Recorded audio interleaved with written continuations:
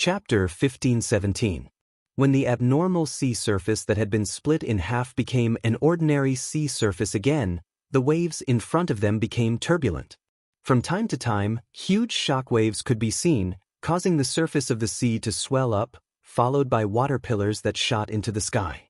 The naval officers and soldiers of the Alliance, mainly made up of the courtiers and storm people, felt that their vision was a little blurry. They seemed to have seen huge aquatic monsters swim through the gaps in the fleet and rush to the bottom of the sea. Another Alliance officer swore that he had seen giants at the bottom of the sea in the shallower waters. You don't know. That's another batch of Naga who have been reformed by Lord Marcus and pledged loyalty to the Alliance. This Storm Naga clan is stronger than the ones from back then. There's also the loyalty of the giant fish and the leader of the deep-sea giants. I heard that the female Naga called Celia has the strength of a demigod. Wow, that's amazing! The Alliance soldier, who had just returned from the outer realm, boasted proudly. The recruits beside him all listened with great interest. The fierce battle at the bottom of the sea extended from the shallower areas to the even deeper trenches on the north and south sides. Soon, the churning of the sea gradually calmed down. It was unknown whether it was because the water was too deep and the fluctuations below could not affect the surface of the sea, or because the battle had come to an end. In Sindoriai's command post, Tyrant sighed softly, "You've really picked up a big bargain. A dignified demigod brought so many powerful subordinates to stick to you." The corners of Duque's mouth twitched. He was instead interested in sensing the battle underwater with the magic net. In the deep sea, observing the enemy with the naked eye was a joke. When the turbulence of the elements and the deliberately muddy water mixed together, the demon lords who were not familiar with underwater battles were destined to end tragically. Moreover, only the top high-ranked void lords could withstand a demigod powerhouse, and it had to be in a relatively advantageous terrain. The sea was the home field of the Nagas. As long as N'Zoth did not come out to cause trouble, Vashch was almost invincible. N'Zoth would not dare to come out. After all, Vashch was only dealing with a few low-ranked void lords who did not have eyes. It could not be considered as using her full strength. Moreover, the Alliance's side, Duque and Elun had not really made a move yet. If he ran out to ambush Vashch, it would be equivalent to foolishly taking the blame for the Alliance targeting kill Jaden.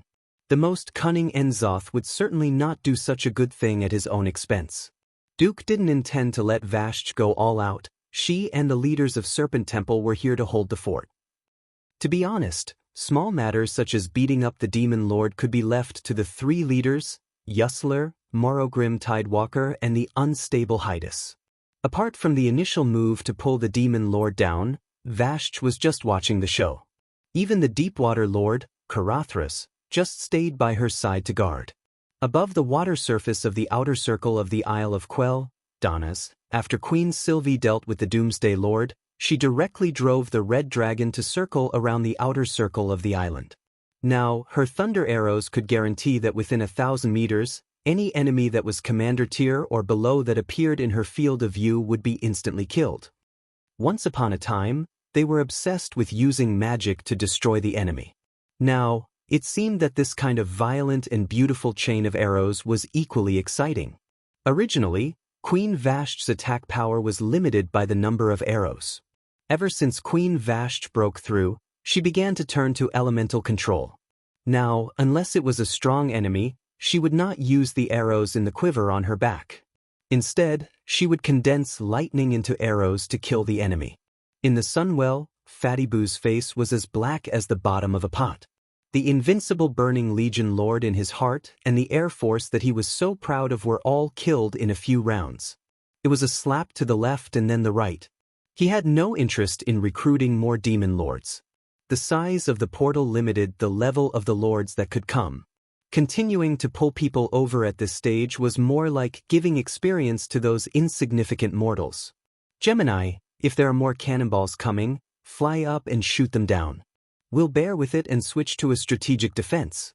After the portal expands, Gemini had no choice but to obey Fatty Boo's order. When the Alliance's cannonballs came again, more than 100 Eridar warlocks flapped their wings and slowly flew into the sky with Gemini. They hid in the well of the sun magic array and fired at the cannonballs that were flying toward them. This was like the dense cannons used by modern warships before Duque traveled through time. They used a dense barrage as a line of defense to block the incoming cannonballs. Since the sun well had an almost endless supply of magic, the magic circle was not afraid of elemental magic attacks. They only needed to focus on the incoming cannonballs. For a moment, it seemed that the effect was not bad. In the command center, Duque smiled. The effect is not bad. Pass the order. Begin the landing battle. With the order, the Alliance's fleet on the sea and in the sky became lively. First, the cannons no longer targeted the Sunwell Highlands. Instead, they focused on the landing point at the beach. A place that looked empty did not mean it was a safe zone. Using the cannons once would at least give them peace of mind. The 203mm cruiser's main cannons were aimed at Yangwan Port in the north of the island, while the 400mm and above were all sent to the buildings in the middle of the island, as well as the Magister's platform in the northeast. That was once Kale, that's Palace. Although there was no special meaning to bombing there, when Du had traveled through time, he could not farm the famous white chocobo on the Magister's platform no matter how hard he tried. Du, with his dark heart, just let it go, Cervantes sighed to himself as he flew in the sky. With this, the mage's backbone would probably be completely broken. Since ancient times, the most terrifying thing was to break the legacy. Without the historical texts and architectural relics needed to carry the legacy, there would be no cultural core. It should be said that this was the inevitable outcome of the High Elves and High Elves who crazily pursued the secrets of magic by hook or by crook. After the cannons covered a circle, thousands of murlocs, surged ashore. As the unquestionable cannon fodder of the vassal races, it was naturally the murlocs whose lives were worthless to land on the beach to explore the way and deal with mines. In fact, the effect of the cannons was not very good. Those who died were basically demonized half-elves. The true Burning Legion demons did not suffer great losses. Their resistance was also seen by Vashj. Chapter 1518. The scene of thousands of Nagas swaying their long snake tails, surging from the bottom of the sea to the shallows, and then quickly landing gave the Alliance a sense of shock. It was hard to imagine what it would be like if they encountered so many Nagas when they landed. Not to mention the old-fashioned wooden boats, even the landing ships that Duque had drawn and built would die if they encountered the Nagas. The mainstream races of the Alliance, such as humans, were still helpless against large-scale underwater battles. Druids turning into seals. Well, many elite druids had died in Zangermarsh last time, and Fandral Staghelm was still extremely resentful. He said that Duque would have been fine if he had kept Vashj long ago. In the 25 years since the Dark Portal, the Alliance had abandoned wooden warships and switched to new warships made of steel. Although they looked ugly, the increase in defense and survivability was real. Amphibious warships that could hold landing ships at the stern were also built. However, the new diesel boiler engines still had various problems, which was also an inevitable byproduct of rapid development. However, they did not use the dock and directly transported the new tanks to the beach. Once the Alliance commanders tasted this kind of forceful flattening, they could not bear to part with it. Not only Yangwan Port, but there were landing ships landing in other directions on the Isle of Quell, Danas. At the place closest to the Elven homeland, Arthas had directly frozen the harbor and walked there. Now that the Alliance had been prepared, after suppressing the counterattack of the demons, they first sent out the boats stored in the cellar near the old site of Silvermoon City, and then had the engineers set up pontoon bridges. With the paladins of the Silver Hand Knights as the vanguard, they launched a charge. The Alliance had begun a large-scale counterattack, and the Burning Legion would not be idle. From the ready-made teleportation portals, demons of all levels continuously poured out. Under the orders of the frontline commanders, they began to counterattack the Alliance on the beach. In several places, the murlocs were simply harvested by the demons like cutting grass. If it were not for the Nagas, the murlocs would have collapsed long ago. The loss of cannon fodder at the front ensured that the losses of the Alliance warriors would not be too high. The flames of war spread throughout the entire Isle of Quell, Danas. At the same time, a little bit next to the center of the sunwell, there was finally a surge of terrifying energy that could penetrate the sky and earth. A golden pillar of light shot straight into the sky, shattering all the clouds in the sky. Then, a faint destructive aura rippled out. It was like the smell of a volcanic eruption, similar to sulfur, full of scorching heat. Along with the scorching heat, there was also a familiar evil aura, the demonic aura of the highest level of demons. He could totally imagine Jaden already waiting on the other side of the portal. In the command post, the Alliance leader was in a video conference. Duque held his chin with one hand and said with a faint smile, "Has it finally begun?" Then, Duque glanced at Matagosa, who had already dealt with his opponent and returned. Looking at that restless face, Duque said, "Looks like you won't wait too long. How about this? You have to swear the Dragon King's oath that you can only fight in your human form. Only then will I be able to let you in." But Matagosa asked. Duque snapped his fingers, and a three-dimensional map of the Sun Well Highland appeared in front of everyone. This is the latest information. The entire Sun Well Highland had actually been enhanced by an extremely powerful spatial magic array. There's only one way to get in. Jaina, who was in the magic mirror, asked, "Even you can't break a way out?" "It's not that I can't, but it'll be very dangerous." This is an extremely clever reinforcement based on the protective magic array that the Sunwell has been building for thousands of years. Be it the Sunwell or the Well of Eternity, they're essentially elemental energy overflowing from the planet Azeroth. The so-called bottle of water from the Well of Eternity turning into the Sunwell is just a prelude. Forcibly destroying this array is very likely to mean another big explosion. Duque's words made all the leaders feel a little uneasy. 10,000 years ago, the Well of Eternity was blown up, and as a result, the mainland collapsed. What about this time? Apart from Queen Sylvie, who was fighting outside, the three Windrunner sisters were all nervous. Duque shrugged. Once the Sunwell explodes, at least the mainland of Dorii will be finished. It might even affect Rotterdam. Of course, I reckon it probably won't blow up New Rotterdam, but Stratholme is a little dangerous. The Alliance leader's scalp went numb, and he jumped up. "If it's so dangerous, why did you have to use the Sunwell as bait?" Aurelia said, "First of all, how to deal with the Sunwell is the internal affairs of the Dorii kingdom. The Alliance has no right to interfere. Secondly, I reckon Duque didn't expect it to turn out like this." Duque went with the flow. "I didn't know the Burning Legion's spatial magic would be so terrifying either.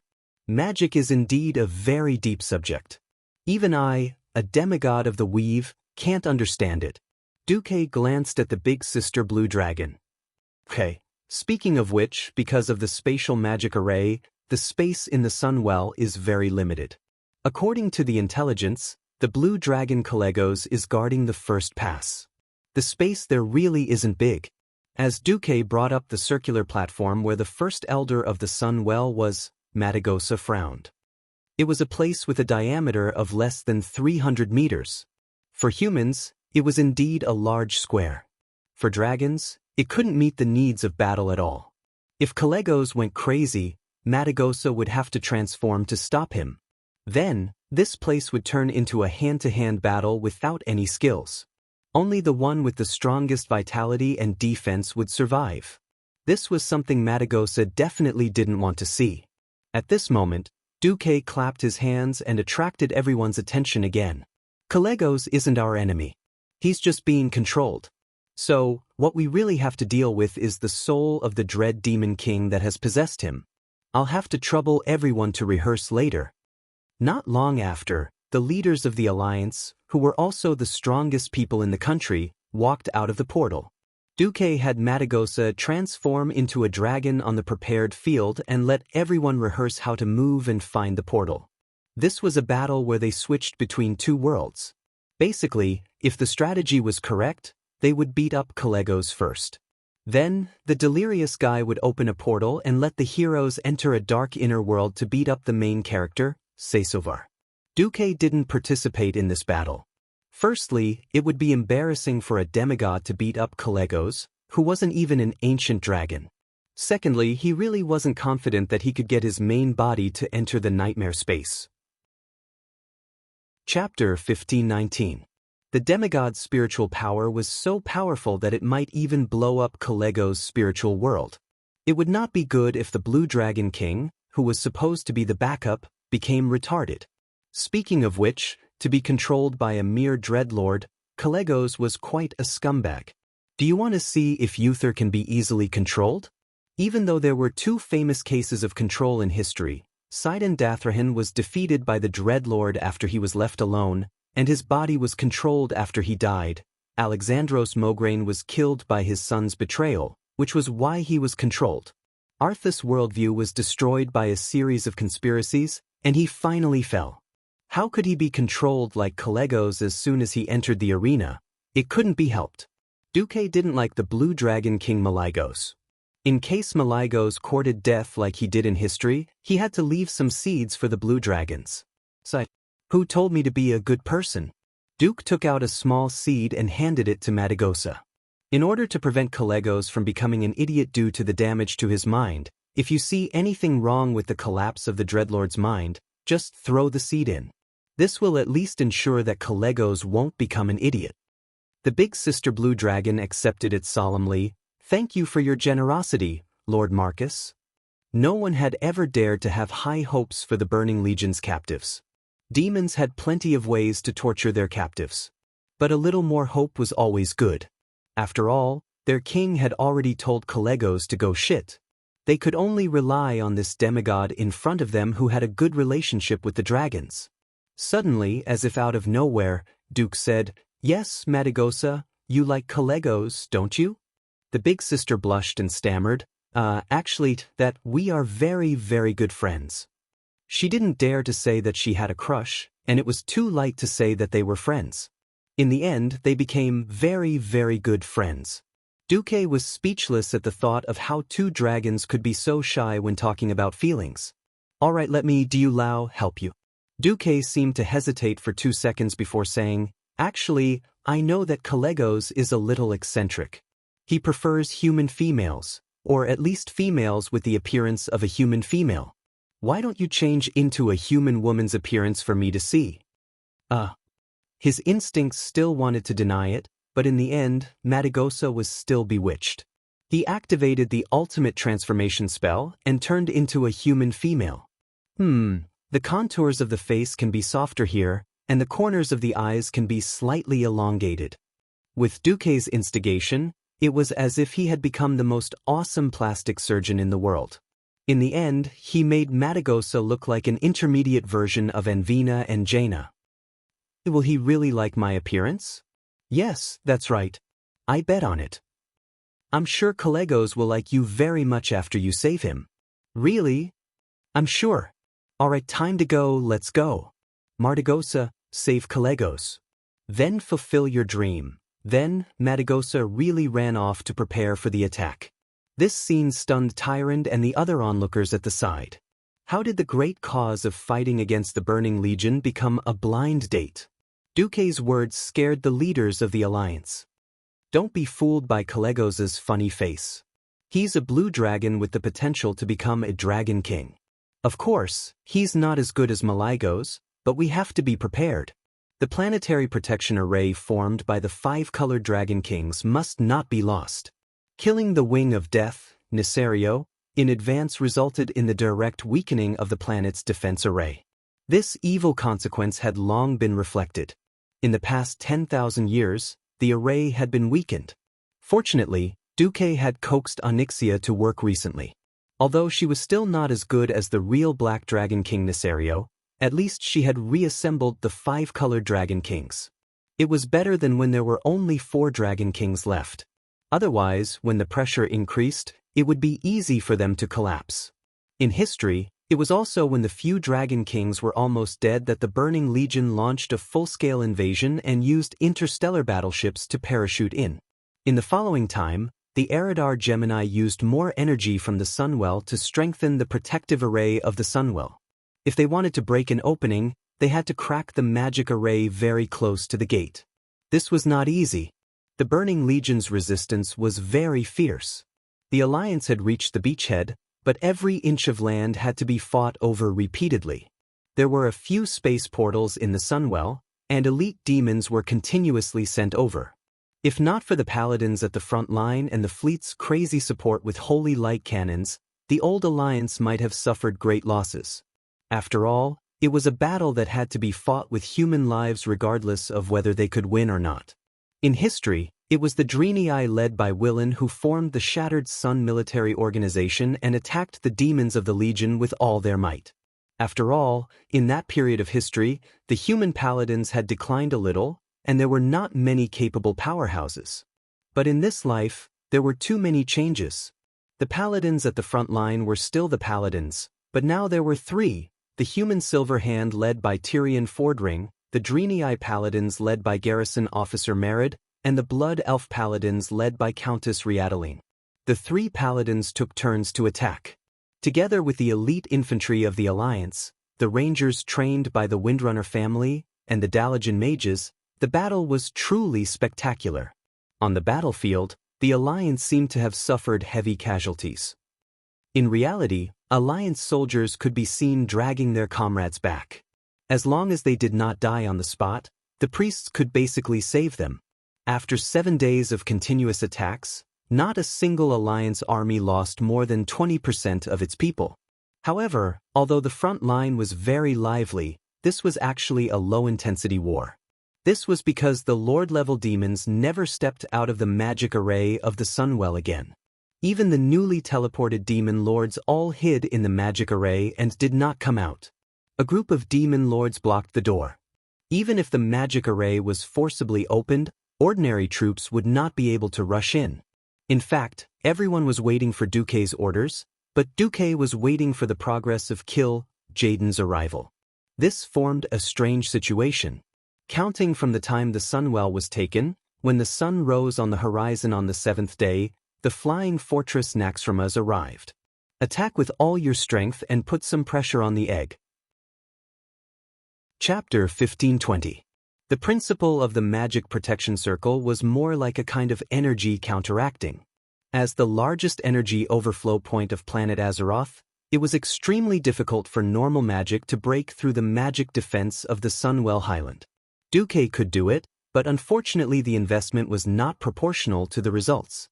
It was too much of a waste for him to use the magic net's energy to fight the overflow of energy from the entire planet. He had a simpler and less troublesome way. And that was Naxxramas. Why did Fatty-Boo capture the Eridar Gemini to use as an anti-air cannon? It was because it was not worth it to use energy to counteract mass and explosion. The magic of the Sunwell Highland did not just supply the shield. Most of the energy flowed into the summoning circle on the side of the Sunwell. Seeing Naxxramas arrive, Fatty-Boo was also dumbfounded.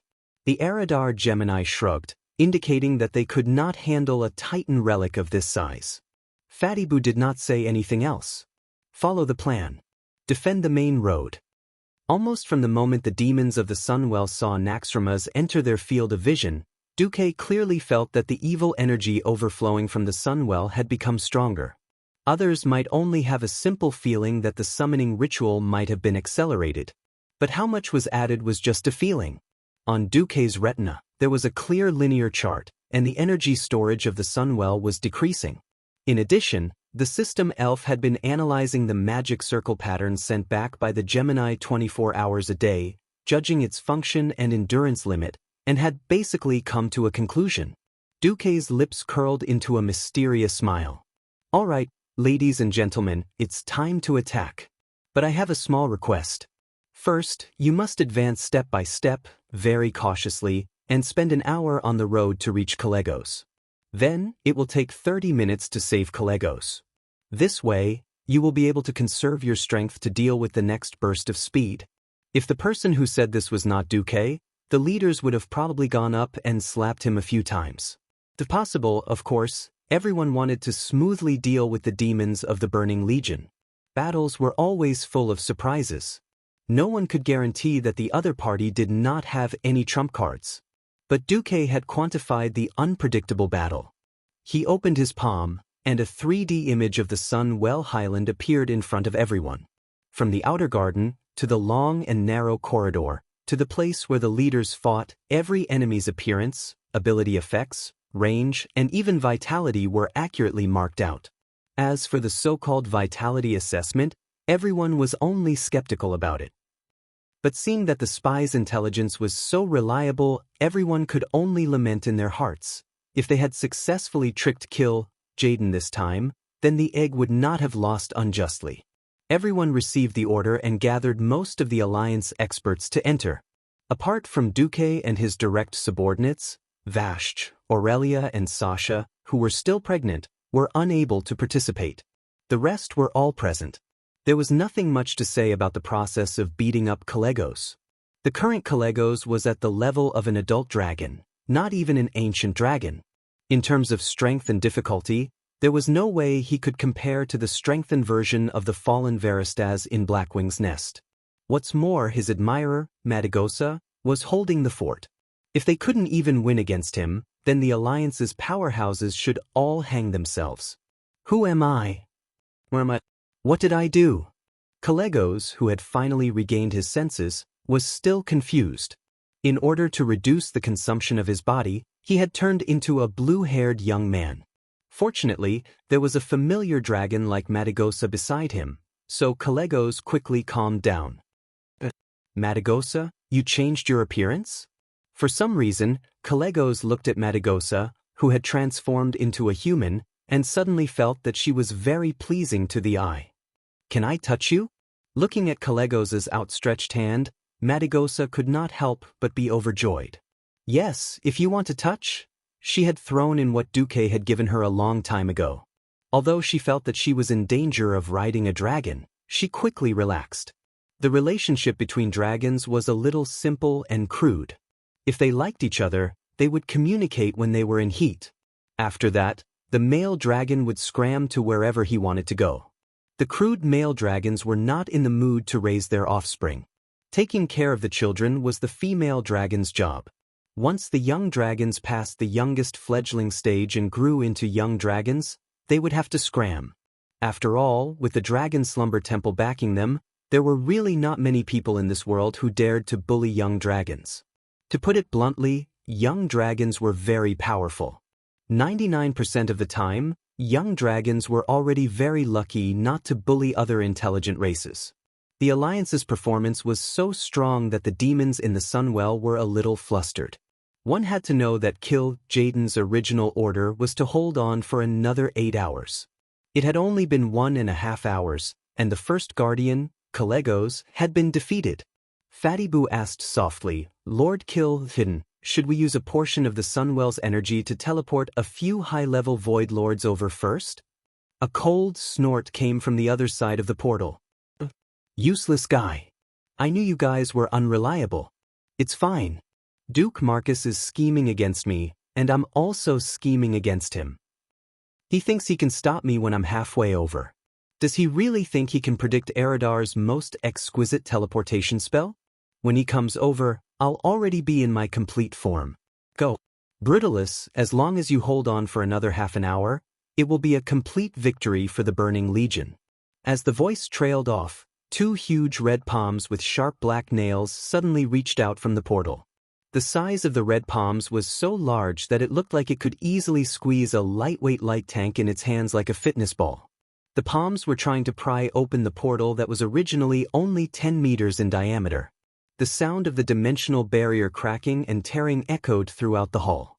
However, the Eridar twins who were waiting at the entrance of the hall were shocked to find that they did not feel any increase in the dark energy overflowing from the hall. This was the scary thing about Jaden.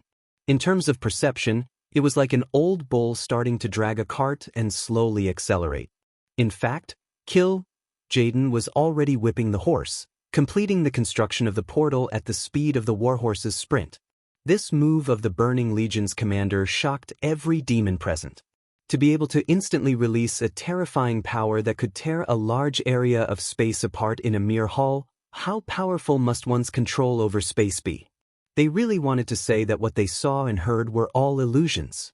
But right now, the massive energy of the Sunwell was under their surveillance, turning into specks of light that dissipated into the teleportation magic circle. There was really no way to fake it. Chapter 1521. Just kill. Jaden's ability to overturn rivers and seas and shatter space was enough to make the Eridar twins unable to resist. For a moment, they saw each other's shock and hesitation. Their previous decision to rely on Duque now seemed a little wrong. The desperate situation they were in the Burning Legion made betrayal seem like an inevitable thing. However, if the result of betrayal was absolute destruction, then the greedy twins would rather continue to be the lowliest maggots in the Legion than have the slightest thought of betrayal. Unfortunately, it was too late. Cultivation was terrifying, and Duke Marcus was no saint. If they retreated at the last moment, Duque would never let them go. It was Duque who forced them to betray him. Once they betrayed their boss, even if Azeroth was destroyed, Duque would drag them down with him. Moreover, demons did not accept betrayal. If betrayal could be easily forgiven, then there would be more betrayers swarming out. So Jaden would never let them off just because they confessed. After Nuzul's betrayal, Cultivation was very sensitive to the word betrayal. Even when he mentioned Nuzul, his demeanor was full of madness. In any case, there was no turning back. The twins bowed their heads deeply, trembling to show their awe of Jaden's boundless power. This was how they should behave after being deprived of their status as feudal lords. What should be done had been done. The rest was up to their new boss, Duque. In the empty command post, Duque received the latest news. It was not from the twins, but from his early arrangements. As a transmigrator, he knew that sooner or later the Sunwell would be messed up by the egg, so of course, he had a backup plan. The Elven Queen was his own harem, so it was normal to add something in the name of renovation. It was the simplest passive detection, a dark energy crystal that would react differently according to the concentration of dark energy. From the inside to the outside, Duque had personally controlled the mirror image avatar to set up 30 circuits. Almost as soon as Jaden exerted his power, Duque received it and sent the order to the front line on the spot. Jaden was well prepared.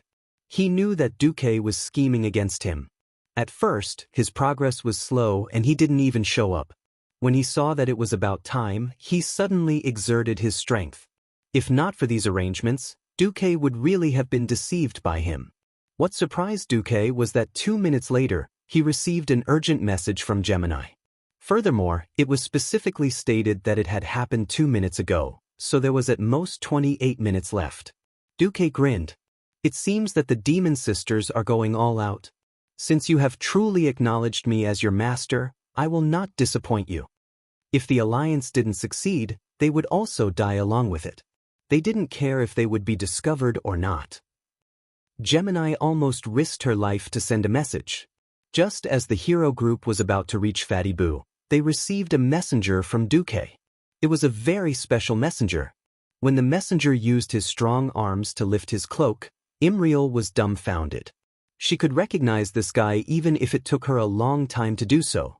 Years ago, when he destroyed Shotrath City, his strength and brutality were incomparably famous in the entire Draenei circle. He was none other than Master Howl, Grom Hellscream. For a moment, Imriel almost jumped on the spot. But she immediately realized that this Lord Howl was not a living person.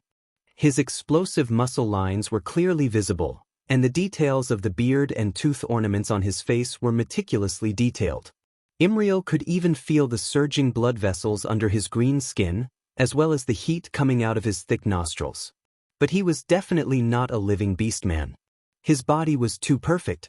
There was not a trace of sweat or dirt on him, and his overly pure arcane energy waves told others that he was an elemental creature. You really came? The one who spoke was Tyrion Fordring. He was a powerhouse of the Alliance who fought on the front lines since World War II. He had the right to speak to Lord Howl. Beastmen keep their words, Lord Howl replied firmly. Tyrion smiled. I know. You don't fight for the Alliance, but for Duke Marcus's kindness. Lord Howl nodded, but looked like he was unwilling to say another word. Tyrion smiled, unconcerned. The powerhouses of the Alliance all showed similar kind smiles and made way for him. Queen She even nodded at him. Grom was stunned, but he still nodded in return. Seeing this scene, Imriel's curiosity was about to explode. Why would a heroic beastman be so respected by the Alliance? At this moment, Kalia tugged at her hand. Imriel, Grum made many mistakes. But he was a real man of responsibility, and he was an out-and-out hero.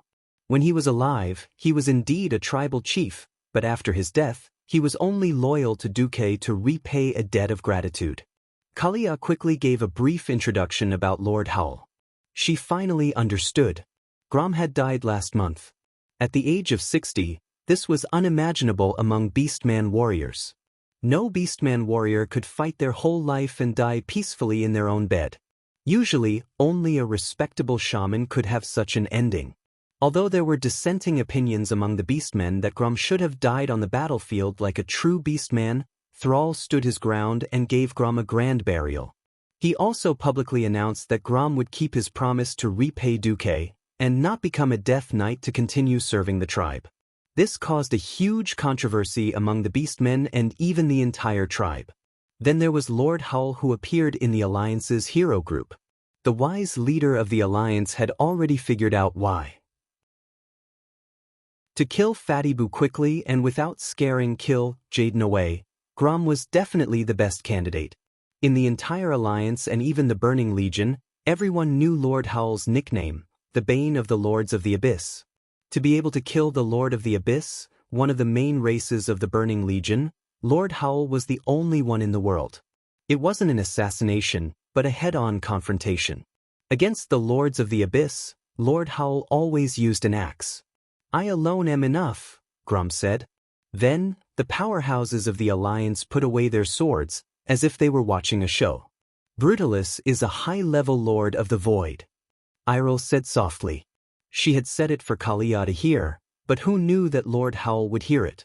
Lord Howl glared at Hoof, and suddenly, Hoof felt as if he had been hit by petrifying gaze, and couldn't say a word. "A body that surpasses my peak at 18 years old and 60 years of battle experience. If I can't even deal with an Lord of the Abyss, Grom Hellscream doesn't have the right to continue existing in this world."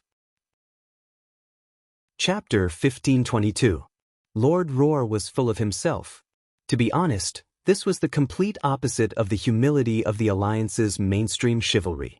Chivalry emphasized humility, while Orc warriors sought to be flamboyant. If they hadn't known each other for more than 20 years, someone might have really talked back to Lord Roar. However, they had worked together in Molten Core, Blackwing's Nest, and Mount Hyjal. The tacit understanding between them made the Alliance powerhouses smile at each other. "Duque told me to finish that guy in 10 minutes. Excluding the small talk just now, there are only 5 minutes left." Although Grom said this, no one saw the urgency on his face. This was a powerhouse, a top-notch powerhouse with absolute confidence in his martial arts and combat ability. If he had had such an opportunity when he was alive, he might have been able to break through the boundaries of the divine realm and enter the demigod realm. Now, this path wasn't blocked. However, he didn't have the unparalleled skill, so Duque definitely couldn't let him advance to the demigod realm first. After leaving the palace where they defeated Collegos, they walked through a roof corridor that wasn't too long. It was about the height of 3 stories, and they would arrive at a huge gap. The huge Brutalis was already waiting in the vast empty space in front of them. According to the original plan, everyone had to jump down from the gap in the palace to fight Fatty Boo. Insignificant mortals. "You've dawdled for so long, and you're finally willing to die?" The Lord of the Abyss was like a small mountain. No matter when he looked at it, it was always so oppressive. However, Lord Roar didn't care. "So what if you have a lower body like a dragon? So what if you have a mouth full of fangs? Can you still scare me after your arms are modified?" Master Howl single-handedly held his world-famous killing weapon, the battle-axe Bloodhowl. The battle-axe, which resembled a curved nose, seemed to be humming because its owner had surpassed his own limits. The crimson glow on the blade of the battle-axe continued to shine. Looking at Fatty Boo, who was arrogantly mocking the Alliance's hero group, Lord Roar grinned. "Idiot, after I chop your head off, I'll let you talk all you want." Grom slowly changed his posture. It was very close to the position of squatting in the toilet, but his upper body was straight, which made him look weird. Although it looked a little funny, no one in the alliance underestimated this posture. At this moment, Grom moved. In front of the vigilant Fatty Boo, Grom shot out like a spring that had been pulled to its limit. Using the height of a 3-story building, Grom jumped a height that mortals couldn't even reach in pole vaulting. Grom, who was no longer a mortal, jumped 10 stories in one go. When he reached the height limit of his high jump, his whole body tilted downwards and his feet up. With a fierce stare, the arcane energy that appeared in the void became his stepping stone. Immediately, his whole body shot towards Fatty Boo like a cannonball. Even the experienced and knowledgeable Fatty Boo was falling at an incredible speed. It was as if a star had fallen from the sky. The Lords of the Abyss were born with huge and bloated bodies, and it was destined that they would never be able to dodge. No matter what kind of attack it was, he had to take it head-on. Ha! Brutalis raised his modified arms. His right arm, which was equipped with a double-edged sword, and his left arm, which was equipped with a serrated machete, formed an X shape, firmly blocking Grom's path of descent. Who knew that Lord Howl, who had become an arcane energy creature, had agility that he definitely didn't have when he was alive? In the blink of an eye, when Lord Howl landed in front of Fatty Boo's double-edged sword, he suddenly rolled forward 3 times, dangerously changing his path of descent, and went over from the top of the X shape. Faced with Grom's snake-like movements, the anxious Fatty Boo swung his arms upwards. He wanted to kill Grom in midair. When the powerful swings that cut through the air attacked Grom with unimaginable destructive power, Fatty Boo saw the orc hero's rugged face and smiled mockingly. Thunderstrike. Although Grom had used a skill unique to warriors, Fatty Boo was still shocked to see Grom stretch out his legs to kick the double-edged sword. His legs, which looked extremely slender, had actually kicked the huge sword that was more than 10 times heavier. Under normal circumstances, even with the protection of the epic ranked leg armor, Shurfang's legs should have broken under his powerful attack. Even if he had miraculously blocked it, he would still have been sent flying by the powerful force. Fatty Boo's attack didn't break Grom's legs, but it didn't feel easy to send him flying either. Instead, it felt like a premeditated self-rebound. Sure enough, Grom suddenly used another warrior skill, intercept, after he was sent flying for less than 2 meters.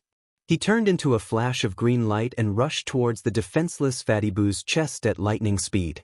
Half of Fatty Boo's vision was suddenly filled with the domineering Grom. He couldn't block it. He definitely couldn't block it. Even though Brutalis believed in the defensive ability of his breastplate, he didn't want to believe that this little orc could kill him with an axe. However, Manarotha's mistake always stimulated his nerves.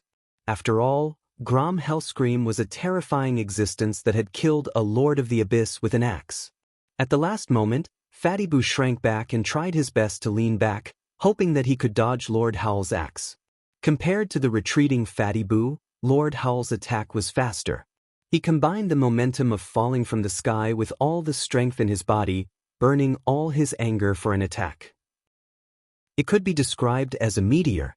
The holy light was the power of the clergy's will, and so was the anger of a warrior. With a red flash that looked like a prairie fire, Grom's body accelerated a second time, and the destructive power of the axe increased at an unimaginable speed. In the next moment, the ear-piercing sound of metal clashing suddenly rang out in the empty grassland. It was the sound of a battleship being split in half by an axe. To everyone's surprise, the special alloy breastplate on Brutalis' chest that was at least a meter thick exploded into countless pieces. The crimson, blood roar, accurately slashed Fatty Boo's chest. Fatty Boo's expression of disbelief and fear was the background of the scene. Impossible? Idiot. I only used 1 axe strike against your boss. Do you think I'll use a second strike against you? Grom's face was filled with absolute pride. Brutalis' body began to convulse. The Lord of the Abyss was indeed powerful, but the entire race was the same. Those who were weaker than them would definitely not be able to defeat them, but those who were slightly stronger could definitely take care of them. There was not the slightest bit of uncertainty. The blood-red color spread throughout Fatty Boo's body. Just by looking at his appearance, one could imagine the scene of the Lord of the Abyss burning from the inside out. In a trance, Imriel felt as if she could smell burning flesh. Chapter 1523. Brutalis, who was as huge as a small mountain, let out a final scream. His bloated body, which was originally supported by 4 legs that were thicker than elephant legs, suddenly fell to the ground. Strangely, it didn't fall like most monsters. Perhaps because its lower body was too bloated, it actually looked like a roly-poly doll. Its 4 hooves were loosened, and its lower abdomen was on the ground. Its upper body was limp, and it tilted its head to the side. Oh! Pulling out Bloodhowl, Lord Howl stood on Bupang's shoulder with 1 foot and stepped on the side of Bupang's face. He let out a howl that was full of orc characteristics. Barbaric, rough, and extremely morale-boosting. He was shouting for his new life, for himself to surpass the peak. Hero's Age. How many times had he been ashamed of his weakness in the last battle? How many times had he endured the scorn and provocation of young orcs without being able to retaliate? Grum didn't want to admit that he was old, and he didn't want to announce that his passion as a warrior had cooled. Today, he finally found the feeling of charging into the battlefield and letting go of himself. Following his heart and not losing his friends was the life he wanted to live. The heroes of the Alliance were stunned at first. Then, led by Tyrion, many people began to applaud. Tyrion even felt a little envious of Grom. The decline brought by aging was becoming more and more obvious. He remembered when the 5 Silver Saints first appeared, they were all young people around 20 years old. In the blink of an eye, 25 years had passed, and Tyrion was almost 50 years old. Sometimes, he couldn't help but wonder if he should learn from the queens and Grom and follow Duque. After all, eternal life and eternal youth were temptations that mortals couldn't resist. However, Tyrion immediately chased this thought out of his mind. The path of the holy light didn't allow for any distracting thoughts. If there came a day when the world needed him to do this, he would do it. Otherwise, ashes to ashes, dust to dust. This was the path of the holy light. Grom really killed a high-tier Void Lord with 1 swing of his axe. This scene shocked Imrian. Even if he didn't want to admit it, he had to admit that when an orc hero like Grom was on his side, the feeling of killing an enemy was completely different. Is Grom Hellscream the strongest? Imriel muttered to himself. At some point, Queen Sylvanas walked to her side. You're just the best at single-target attacks, but you're good at dealing with meat shields like the Lord of the Abyss. It was rare for another leader to talk to him, so Imriel quickly asked, is there anything else? Don't be too envious of him. Everyone had their own characteristics. Although Grom was ferocious, if he encountered an agile opponent or someone who was good at using mirror clones, such as Duque, he would lose. Grom's only fate is to be dragged to death. Queen Sylvie briefly mentioned how she and her sister worked together to deal with Grom in Southshore. No matter how high his attack power was, it would be a waste of stamina if he missed. Grom's single-target damage was extremely high. Even if there were too many of them, they wouldn't be able to deal with him. On the contrary, weapons like Ashbringer were very suitable for mass destruction. It could be said that everyone's unique characteristics determined the type of battle they fought. Just then, Magni Bronzebeard hit the floor with his hammer. Since no one has lost anything, let's continue. The Alliance powerhouses understood tacitly and continued to move forward with ease. 2 battles in a row didn't consume too much energy. In the first battle, Matagosa put in the most effort. After saving Calegos, she retreated with her dragon. In the second battle, Lord Howl called it a day, and everyone became a spectator.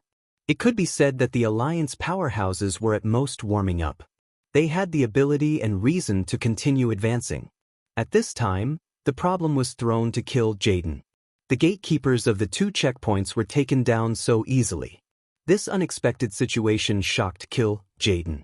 His eyes widened, and his eyeballs rolled twice. As a master conspirator, Egg obviously felt the smell of conspiracy. This result was normal. After all, the Alliance didn't use any god-level combat power. In Kill Jaden's eyes, it was just like chickens pecking at each other. However, the Alliance seemed to be better at dealing with him. It was understandable that it was abnormal, because the rhythm was too coincidental. He sped up the teleportation. Although he tried to cover it up, the alliance seemed to have sped up to match his speed. Conspirators didn't believe in coincidences. It wasn't impossible to continue with the plan, but in order to be safe, he had to get a reputable high-level Void Lord to hold the fort, and it had to be a strong fighter who could fight against a demigod. This way, he had to delay the opening of the ultimate portal. Gamble? Or not gamble? This was a big problem. There were only two paths to choose. Cultivation was sinister, cunning, cruel, and heartless, but he wasn't a hot-blooded fool. In these 10 seconds, his brain calculated countless possibilities and ways to deal with it.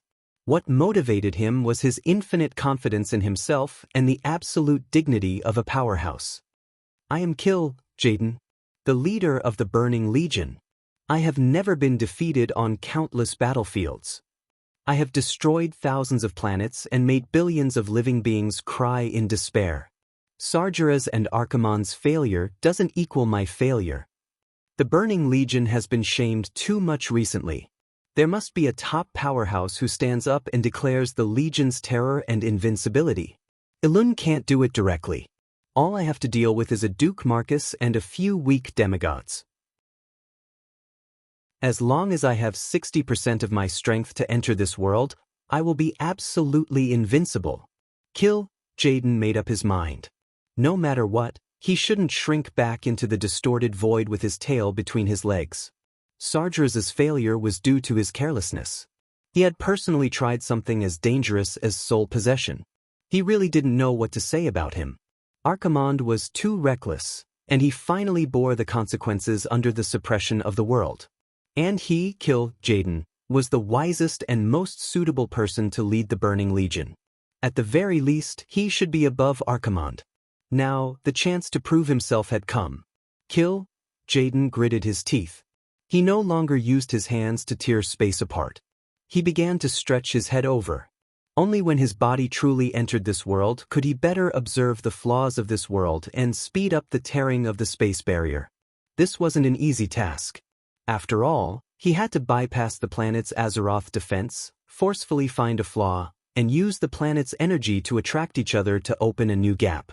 In the command center, Vashj, who had settled everything, came to Duke's side. She became that obedient maid again. Master, are you so sure that Cultivation will take the bait? Of course, because he's a gambler. Chapter 1524.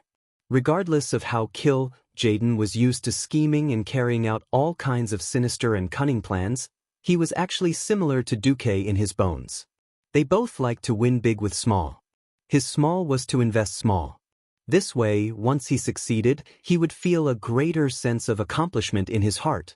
After all, after living for so long, it could be said that he had seen all kinds of storms. There were not many things that could arouse his interest. In fact, for a period of time, the reports from the Burning Legion's subordinates were all the same, making him a little numb.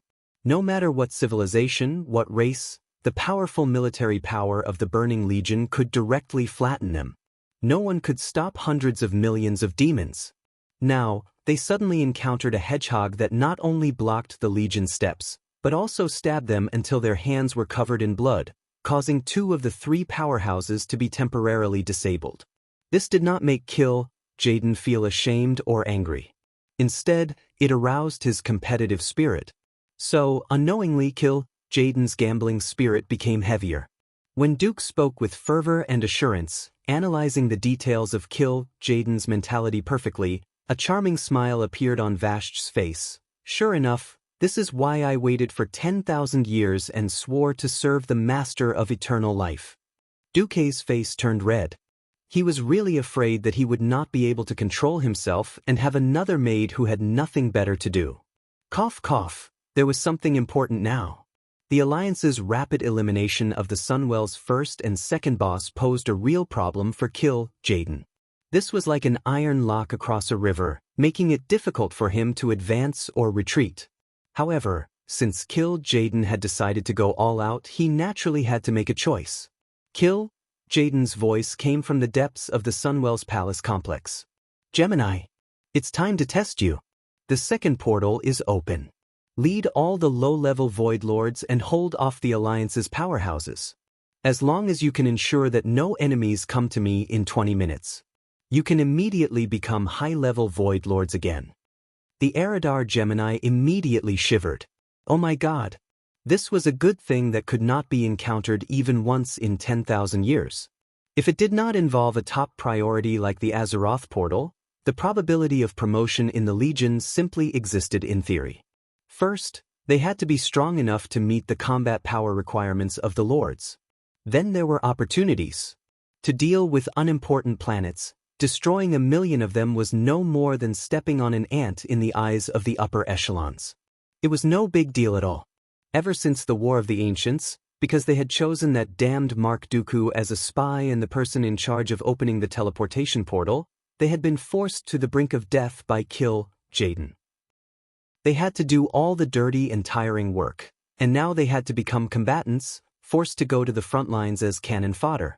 If they could receive such praise and promise from their old boss before they completely betrayed Jaden, they would probably be overjoyed. But there was no turning back now. Even if it was a dead end, he could only walk it to the end. Queen Saloras suddenly waved her hand. Did you hear that? Lord Kil'jaeden has appointed Aurelius and me as the commanders of the Sunwell. Elises continued, now, we must put enough pressure on the Alliance's experts, but we can't be too aggressive, lest we draw out the opponent's demigod. The eyeballs of the low-tier Void Lords almost popped out of their sockets. What was he supposed to do? Very soon, they understood that they were going to die one by one. And so, a funny scene appeared. For example, an Apocalypse Guard suddenly jumped out from a corner. I'm XXX. Before he could finish, the Alliance's experts attacked. Grum roared, eat my axe. Apocalypse Guards were originally more agile than Abyss Lords, but they were facing the ferocious Alliance's hero squad. Queen Sylvie's arrow, which had increased in power, nailed the Lord in an instant. As a result, Lord Howl's destructive power was on full display. That guy was instantly killed. Another Lord, turned to ashes, Theon raised Ashbringer, which was as heavy as a door, and slashed down. Another, Burn, Magni, who was in his God's Descent state, swung the Balrog hammer. When the peak experts of the Alliance unleashed their strongest destructive power without any regard for their stamina and energy, the low-stage Void Dukes weren't enough at all. Every time they appeared, they would kill one in a second. In the end, no Void Lords were willing to obey orders. They all suggested, we won't be able to stall for time like this. In fact, they were unwilling to die. After all, sacrificing oneself for the army was one thing, and sacrificing oneself for no reason was another. After all, even if they could be resurrected after death, their souls would still be weakened, and their strength would drop. All right then. You will form the final line of defense with us, sisters. The Gemini could only give the order. Of course, they could use Jaden's name to force these Void Lords to die, but that would be too obvious. The sand in the hourglass of time continued to flow out. Jaden had requested 20 minutes, but only 5 minutes had passed. The Alliance's hero squad had already charged into the palace guarded by the Gemini. The huge palace door was rudely kicked open. The first thing that appeared in front of the Demon Lords was Lord Howl, who was holding an axe in his right hand and his left foot still in the air. It had to be said that with Lord Howl's domineering appearance, he really looked like a group of gangsters. Welcome. Originally, Auras wanted to strike a charming pose and pretend that she knew nothing and welcome the arrival of the Alliance's hero squad. Suddenly, be it the Eridar Gemini or the Demon Lords, they were all stunned. Just a moment ago, the news that came from outside was that a group of mortals from the Alliance had arrived. However, when the palace door was opened, what the demons saw was a powerful lineup that they had never seen before. The palace door was already very tall as a 3-story building. However, 2 giants that were as tall as the palace door strode in and guarded the 2 sides of the door. They clearly exuded a demigod aura that transcended the mortal world, and they clearly wore crowns that symbolized nobility on their heads. However, they stood on both sides like humble servants, bowing slightly as they welcomed the arrival of the main character. Similarly, there was a red-haired elf woman with a stronger demigod aura, but she wore a black and white lace-made uniform and followed closely behind the main character. What kind of existence could make two demigods of noble birth willingly become door guards? What kind of powerful person would make a demigod be a maid? There was only one answer: Azeroth weave demigod Duke Marcus. No one in the army expected that the Alliance had already sent in their strongest forces without any warning. Without even greeting them, Duque raised his chin slightly and showed a contemptuous expression. Clear away all this trash. Chapter 1525. How dare you? A mere native demigod dares to... Before the demonic guard could finish, a shadow flashed before his eyes, and the flash of the Emperor Karaj's sword occupied his entire vision. Before Vashch, the sword Emperor Vecnus, was as slow as a tortoise. But before this demonic guard's snail's speed, the tortoise's speed was so fast that it left an afterimage. Using all his muscles, the sword Emperor thrust the Emperor Karaj's sword into the gap between the demonic lord's helmet and cheek. Then with a twist, the sharp greatsword pierced through the cheek, and the gap between the lower jaw and the skull into the brain. Just one strike was enough to inflict a fatal wound. Shivala, who was of the same race as Mother Shiraz, swung her 6 long blades at the demon Emperor Vecnus. In fact, all 6 of her blades hit their mark. No wonder she began to imagine the scene of the demon emperor's body being torn apart, as if she could smell the stench of blood. In fact, what she saw was the scene of her body burning up, and smelled the burning scent of her own flesh. She was shocked by this unexpected scene, and her eyes widened, not knowing why there was such a shameless and mysterious effect like immunity to physical attacks. On the other side, Vashch was even sharper. The seemingly slow snake-tail bow was shot out in an instant, and its speed was as fast as lightning. She chopped a demonic lord in the middle of the blade, while the opponent above used multiple arrows to maim another lord, while the opponent below used lightning magic to turn the third lord into charcoal. Finally, she used her snake tail to strangle the crippled one. She had taken care of 3 demonic lords by herself. The might of the number 1 demigod under Duque's command was on full display. By the time Theon, Magni, and Lord Howl had taken care of another, everyone was shocked to find that 6 of the 10 demonic lords in the palace were gone. Only the Eridar twins and 2 fell lords were left. The 2 Darksiders broke out in cold sweat. They had just agreed to cooperate with Gemini's operation, but who knew that when the other party smashed open the door, barged in, and started wantonly, Gemini did not move at all. What was going on? What was going on? They did not know what had happened. Only the Eridar twins knew that Duque had laid his cards on the table. Duque looked at them with a smile. There was only one meaning in his words. He wanted them to hand over their proof of allegiance. Betraying Kil'jaeden was not enough. They were even asked to publicly break off their relationship with the army. "Master, you're really..." Auras said with a reproachful look. "How could we not do our best to carry out Master's orders?" Queen Solola's was extremely charming. The 2 demon lords beside them instinctively felt that something was wrong. Their reactions were not slow. Just as they turned around to face Gemini, they were already hit. How dare you betray the army?" One of them was bathed in flames while the other was swallowed by a swamp of darkness. The natural difference in power and level made them defenseless in front of the 2 powerful demons, the Eridar twins. What's more, Gemini had descended with her true body. How could she be compared to them, who had invested less than half of their souls and relied solely on their bodies? Just before they died, they let out mournful cries. At this moment, Vashch dragged her snake tail and pulled the remaining demon lord in front of her. Vashch smiled like a flower. "Did you see it clearly?" That guy hurriedly nodded. "If you saw it clearly, then tell everything that happened here to your master, Kil'jaeden. Now scram." After saying that, Vashch swung her snake tail. The huge demon lord rolled in the air at least 7 or 8 times before falling onto the ground in an extremely sorry state. When he got up, he did not dare to look at those pairs of mocking eyes. Like a stray dog that had fled with its tail between its legs, it ran towards the depths of the Sunwell in fear.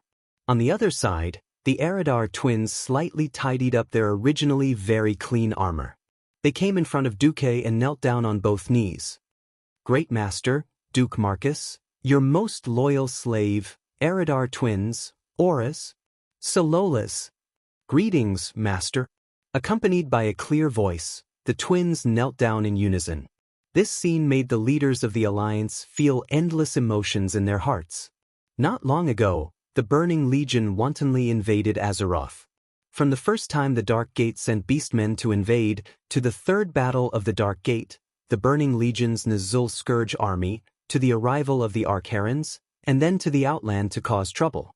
Every time, it was not the Legion that acted recklessly, high and mighty, appearing in front of the intelligent races of Azeroth with the expression of crushing ants. Now, it was completely the opposite. Although Duque had a long history of subduing foreign races, starting from the earliest weak chicken clans Murlocs and Nagas, up until now, Duque's great achievement of subduing subordinates of other races could only be described as explosively amazing. First, he once subdued the Windrunner family, including the current queen of Sin, Dorii, Sylvanas. Then, he subdued the entire Kiraji insect people empire, which was led by 2 demigods and the twin emperors. Then he subdued the Naga tribe, which was led by the demigod Vashj, who dominated the central region of the Outland and caused the Alliance to be unable to advance. And now, he actually stepped on the face of the Burning Legion's commander, Kill, Jaden, and snatched over the 2 female adjutants that originally belonged to Kill, Jaden. No one knew how Duque did it. Other than admiration, everyone could only look up to him. The one who was most shaken was, of course, Imriel. As the archenemy of Eridar, the hatred between the Draenei and Eridar had long been so thick that it could not be dissolved. Although the teachings of the Holy Light had always taught them to be benevolent and forgiving, this did not include the Eridar tribe that had persecuted them in the past. Of course, she would not be foolish enough to hate these 2 rare traitors of Eridar. On the contrary, she began to understand why Master Valen asked her to actively get close to Duque. Because only in Duque could she see the hope of defeating the Eridar tribe, and even the entire Burning Legion. Imriel's body and mind were trembling with excitement. There was an inexplicable desire in her heart. It was a desire to find a way to integrate into the Alliance, into Duque's circle no matter what. Everything in the hall fell into silence, and the originally tense atmosphere of battle seemed to have disappeared without a trace. In front of Duque, there were only 2 powerful female evil demons meekly and quietly crawling on the ground. Duque's eyes were wide open. There seemed to be a purplish-blue vortex spinning clockwise in his pupils. He smiled and pressed his hands on the Gemini's forehead. The next moment, everyone felt that some unknown law of power was deviating. Chapter 1526. The evil aura left Gemini in fear. It was as if a new power was rising from the magic net and descending.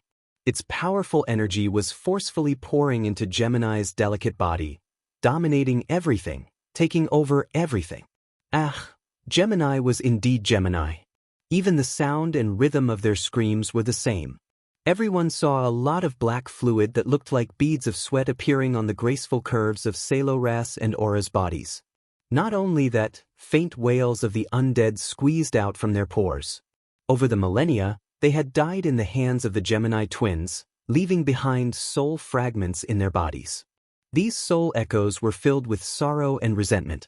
Just listening to them for a while was enough to make one's hair stand on end. What shocked everyone even more was the next scene. Large and small blue magic arrays appeared on Gemini's joints, wrists, elbows, shoulders, ankles, knees, and cervical vertebrae. The mysterious runes on these magic arrays flowed in an incomprehensible manner as if they were chaotic and irregular. The light produced by the magic arrays made Gemini's entire body bend backwards.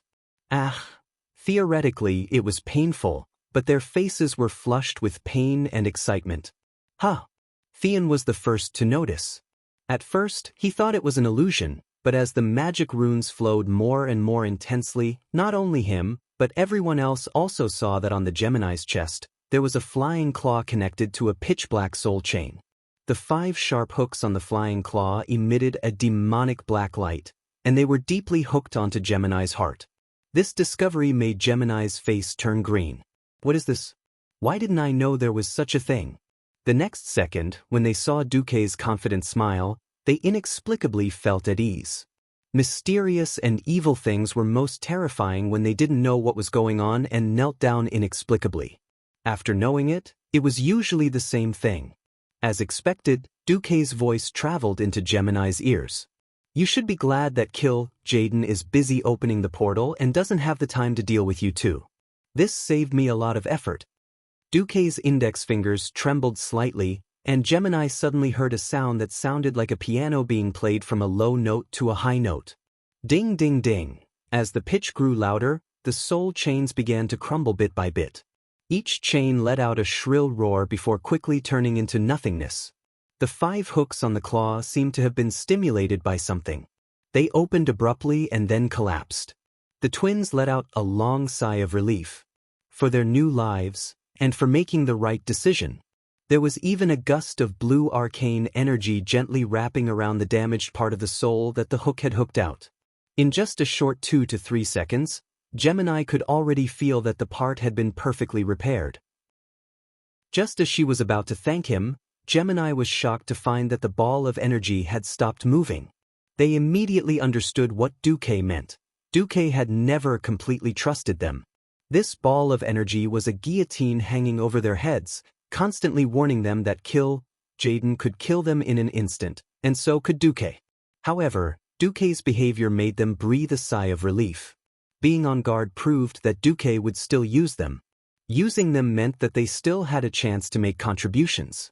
They were not afraid of being on guard. They were afraid that after following Duque, they would be like an inconspicuous pebble on the side of the road, thrown aside and left to fend for themselves. This was what they were most afraid of. If Duque did not protect them, they were afraid that they would have to find a way to escape. Just as Nazul wanted to do at the beginning, they desperately escaped and escaped, trying to escape to a planet that had not been discovered by the army, hiding like a mouse, and struggling to survive. Duque used his supreme mysterious power to remove their shackles and add new ones. This made the Gemini feel as if they had been reborn. After the magic ceremony was completed, they bowed on the spot. Please hurry up, Master. We are afraid that Jaden will speed up the process of breaking into Azeroth. Ha! Duque laughed. He laughed extremely happily. Yes, you guessed right. He has indeed sped up. Under normal circumstances, he would have completely entered Azeroth by now.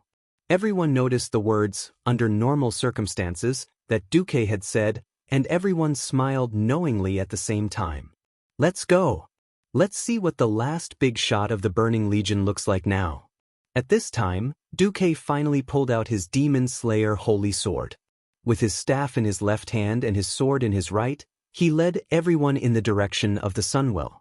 Glancing at the hesitant Eridar Gemini, Duque smiled.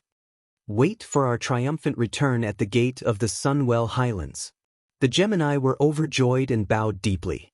They were strong, but they hated fighting, feeling that it was a kind of trouble. Moreover, if they had just defected to Duque, they would immediately have to face their old master on the battlefield. They really could not guarantee that if Jaden went all out to kill them, Duque would not lend a helping hand. Now that Duque had exempted them from participating in the battle, it was of course like an amnesty. The team began to move forward. The mages in the team noticed that every time the tail of Duque's staff touched the floor, there would be a circle of magic ripples that could not be sensed by anyone except Pharaoh. Just like the sonar used by the Alliance Navy, it relied on the feedback of the magic ripples to grasp everything in the Sunwell.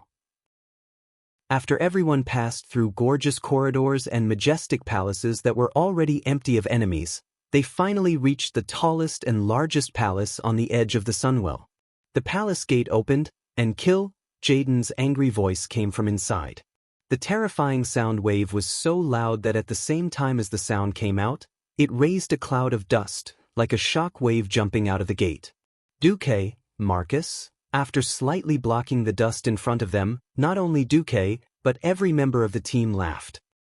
Because they all saw Jaden, who only had half of his body stuck at the portal gate, not going up nor down. At this moment, Queen Sylvanas was completely relieved. Before arriving here, she had almost always kept a straight face. What if Jaden did not fall for it? What if most of Jaden's body had already entered Azeroth? Layers of melancholy had always been entangled in her heart like a nightmare. At this moment, of course, the clouds had dispersed and the sun had risen. As the host, Queen Sylvanas laughed, and the group of unscrupulous fellows in the Alliance naturally followed suit. For a moment, these mortal experts who were looked down upon by Jaden burst into laughter. Chapter 1527. Oh my God! I thought my waist was already thick enough. I didn't expect there to be someone even thicker. Magni first patted his bucket-like waist and complained. Hey, did this Burning Legion commander crawl out of the sewers and get stuck because he miscalculated his waist? Jaina spat out her venomous tongue mercilessly. Jaden. You better lose some weight. It was rare for Queen Sylvie to be so free, so she also joined in to ridicule the eggs. You should pass your butt over first, then I can stomp it hard on your butt. Magni loyally fulfilled his role as the main tank to taunt. Hey, are you sure you can reach his butt? Muradin retorted. Brother, you're dirty. With one of the Alliance leaders taking the lead, the others of course would not let go of this opportunity to humiliate their mortal enemy. Instantly they started chattering. Only Imriel was stunned. She finally saw the ultimate demon king who had persecuted and hunted the Draenei for 25,000 years. In fact, Jaden's horrifying appearance was exactly the same as the one described by Professor Willen and the three-dimensional model stored in the Draenei archives. His body was as huge as a hill. Even though he only had half of his huge body occupied more than half of the 100-meter diameter area in the middle of the hall. The only area left for mortals and Azeroth demigods to fight was a circular area less than 30 meters away from the pillars beside the hall. Jaden's bright red skin was emitting magma-like heat all the time. Just a gentle flap of his pimpled bat wings could make a mortal feel a heat wave that was unbearable to mortals. His claws were huge. Just by looking at the size, it seemed like he could grab a medium-sized tank with one hand and use those sharp claws to crush everyone and everything inside. On his burly red shoulders were two extremely barbaric-style pauldrons. For huge curved horns pointed towards the sky. At the top of the pauldrons, there was something that looked like a brazier, burning with eternal flames. It was so hot that it was suffocating. The two iron chains on the pauldrons formed an X shape, tied to a belt with a huge skull at the bottom. Together with the other skull decorations on his body, he looked evil and terrifying.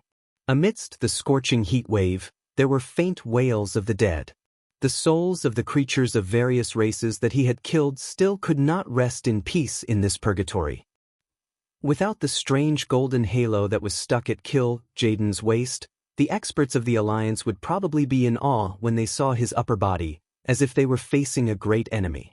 Now, everything that Jaden had become a paper tiger. This was a different kind of irony. Ever since he had struck a deal with Sargeras to expel the Draenei into the Stellaris, Jaden was convinced that no one could stop the power of the army. However, Sargeras had once made a promise of victory, and he had yet to fulfill it, which made him furious. However, none of his tricks could stop Duque from leading the Alliance or even the entire Azeroth to rise. Therefore, he decided to personally take care of all the ants, including Duque. However, he did not expect that all his tricks could not stop the powerhouses from coming at the most critical moment. What's more, he did not expect the biggest flaw to be beside him. It was the Eridar Gemini, whom he had once regarded as trash and was prepared to be used as cannon fodder. Faced with the enemy's trap and the mockery of the mortals, Jaden was naturally angry, furious, and resentful. He could not wait to blow up Azeroth at the first moment. However, when all his emotions rose to the boiling point, Jaden calmed down instead. His body was emitting heat that could melt stones and pillars, but his laughter was filled with coldness. No matter how the experts of the Alliance continued to mock him, Jaden was not in a hurry. He did not make any moves either. He just stared at Duque and laughed coldly.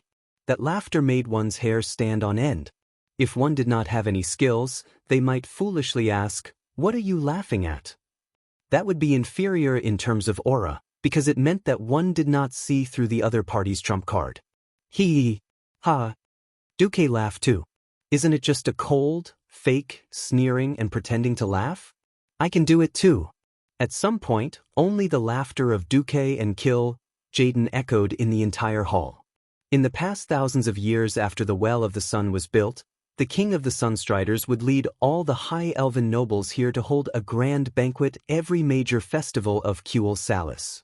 The circular hall with a diameter of more than 200 meters was supported by 36 marble pillars that seemed to have long reached the clouds. The entire vault above was painted with an unparalleled vault mural, which depicted the glorious history of the High Elves since their establishment for thousands of years. Of course, the focus was on praising the great Sunstrider royal family. However, none of the members of the Sunstrider royal family participated in the final battle that was about to happen and would determine the future fate of Azeroth. This was quite ironic. Duque laughed impudently and comfortably because he firmly believed that he had conquered the goddess of fate. Since even the goddess of fate was on his side, there was nothing to be afraid of. Therefore, not only was Duque laughing, but his eyes also had the penetrating feeling of seeing through the past and the future, as well as all the mysteries of the world. Do you know how many times I've farmed you? Do you know that I can count your skills by listening to the sound effects with my eyes closed? Do you know that later, even the gold group of the barbarians could farm you until your pants fell off?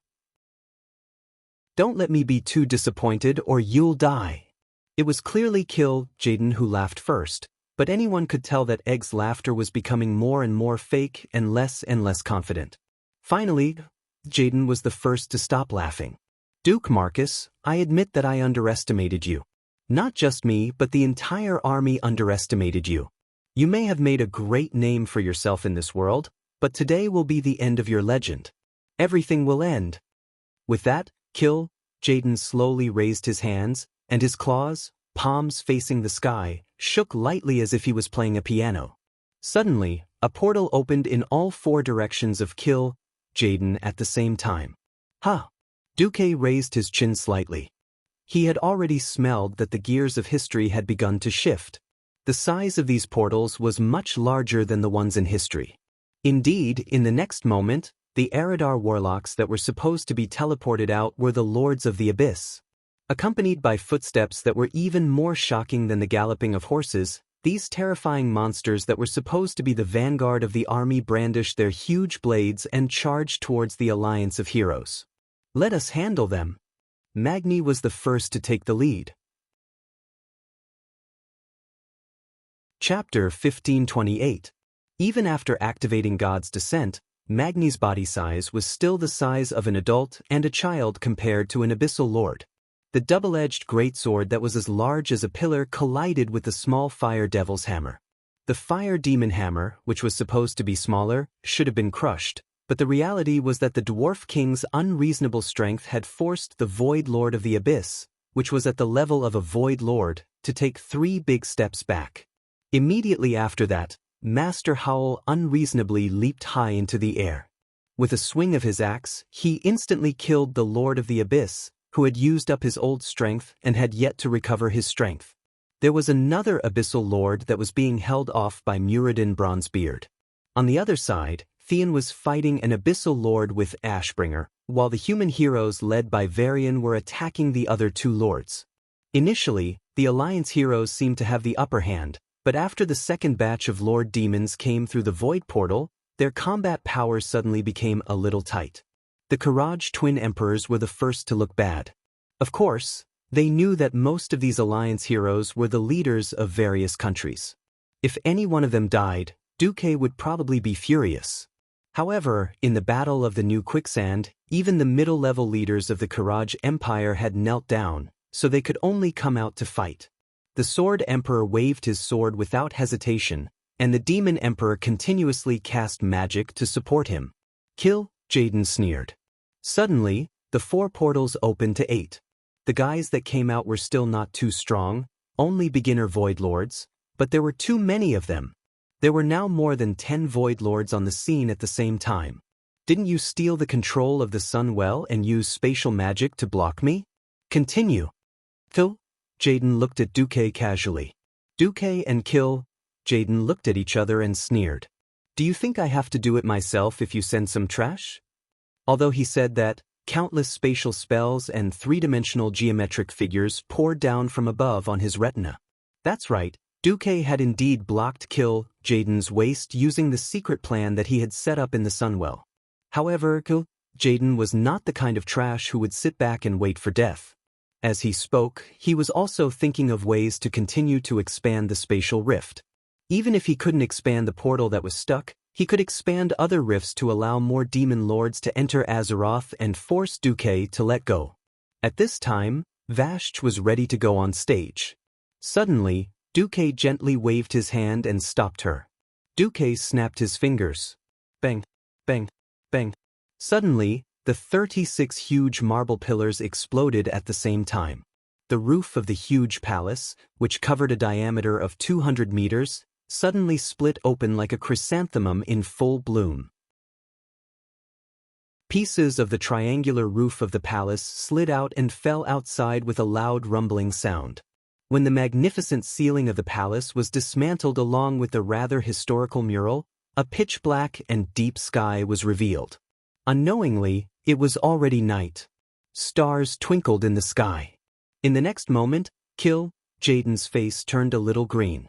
Beside Duque, Tyron stood gracefully and slowly raised her fair arms that had a light purple tint to them like jade. Starfall. A meteor shower fell from the night sky. The meteorite fragments that fell from the void battlefield immediately affected the small battlefield in the Sunwell. Even Kill Jaden could not help but raise his huge head to look at these uninvited guests who had suddenly barged into the sky. The fragments of the stars first flashed in the void, like the lights of civilization in the night. Every time the silver light flashed, a fragment of the stars would seem to jump through space, crossing space from the far end of the universe to the sky above the Sunwell. A vast expanse of specks of light appeared in the sky. Each speck of light represented a terrifying power that could destroy the heavens and the earth. The battlefield in the Sunwell Palace was silent for a moment. Countless rays of silver light extended from the flashes in the air. These dazzling lights pulled out rays that were thicker than pillars and smashed towards the Void Lords one by one. Regardless of whether they were the Abyss Lords with their huge bodies and powerful defense, the mysterious and cunning Shivala, or the famous Dreadlord, none of them could dodge these terrifying attacks that surpassed the realm of gods. The light of the starfall engulfed every demon lord present, but did not touch any mortal heroes. The result was immediately revealed. Under the power of the starfall, the demon lords that should have extremely high resistance to magic and physical attacks were torn apart. They did not even have the time to let out their last wail before they died. Even though all the lords were dead and their corpses were completely shattered, the light of the stars did not disappear. Under Tyron's guidance, they were like cheetahs looking for their prey, quickly flying towards their final target. One after another. The falling stars bombarded the teleportation door that Kill Jaden had opened without stopping. Far away in the void distortion, the Eridar mages who were responsible for stabilizing the teleportation door all vomited blood. They could no longer control it, and could only let the large teleportation door collapse before their eyes. This time, Kill Jaden was clearly at a disadvantage. Unable to hold it in any longer, Kill Jaden made his move. His first move was an extremely exaggerated multicast. Woo! It was like the wail of a soul from the deepest depths of hell. It was the lingering sound of death and ashes left behind by the army's iron hooves. It would have been fine if Kill Jaden had used some soul whip at the start, but no one expected the egg to go all out and use Darkness of 1,000 Souls.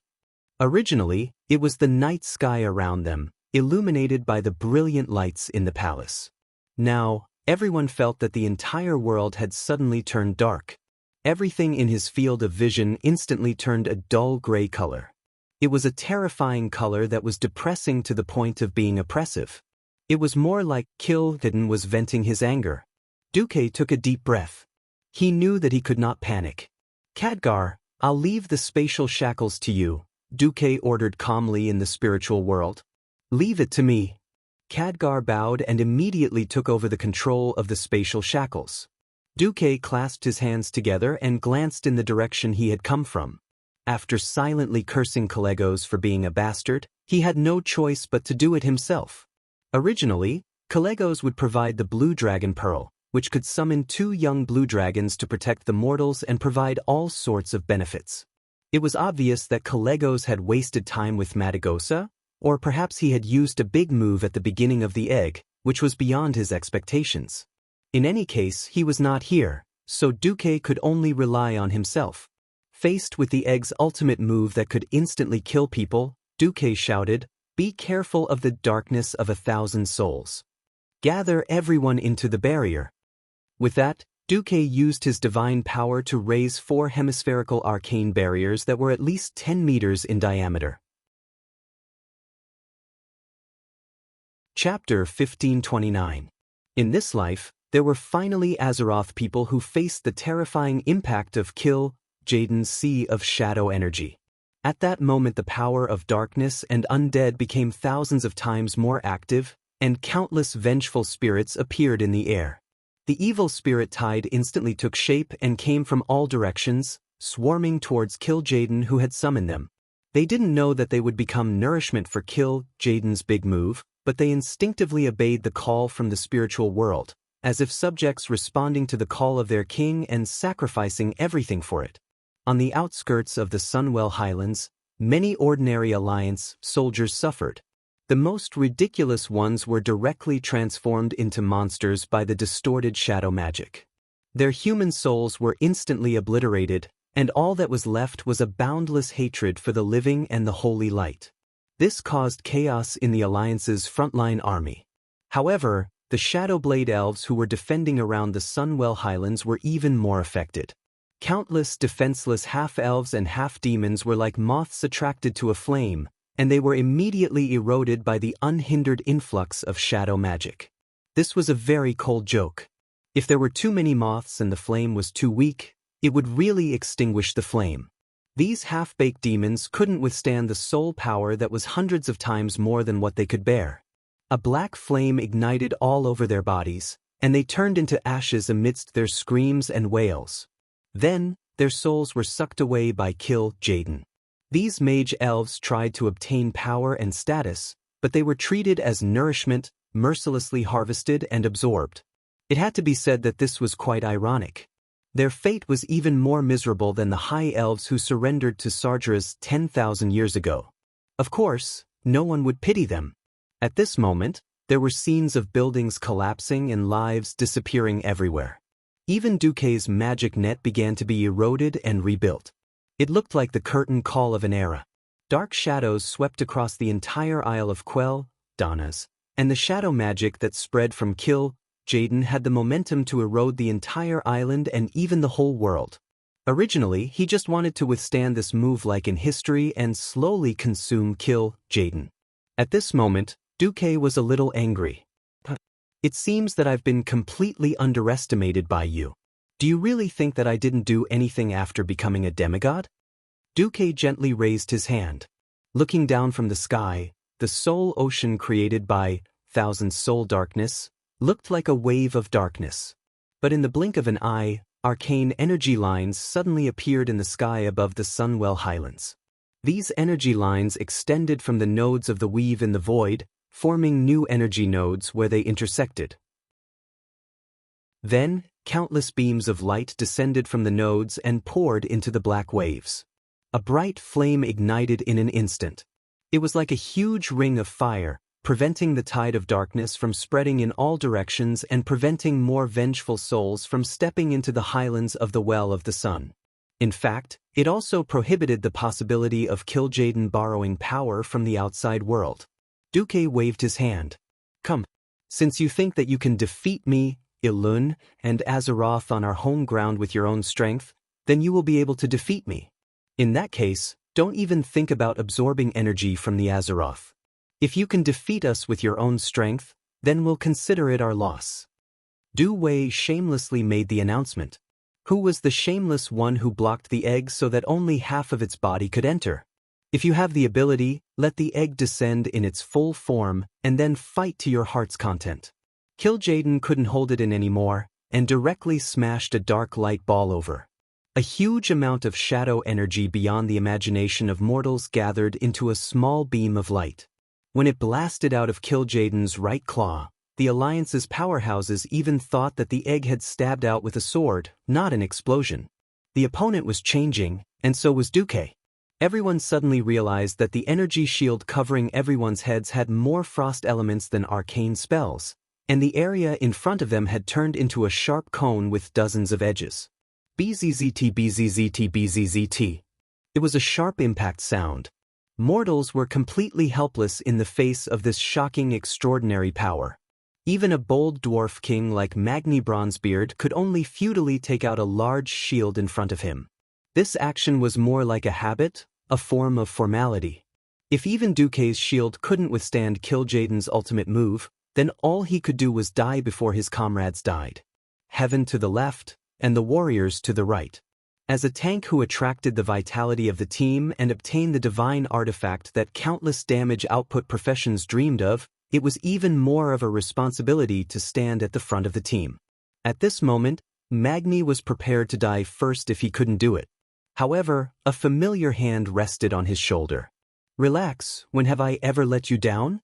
Hearing Duque's words, Magni suddenly felt less nervous. A moment ago, he was as hard as a rock, but he lacked tension and tenacity.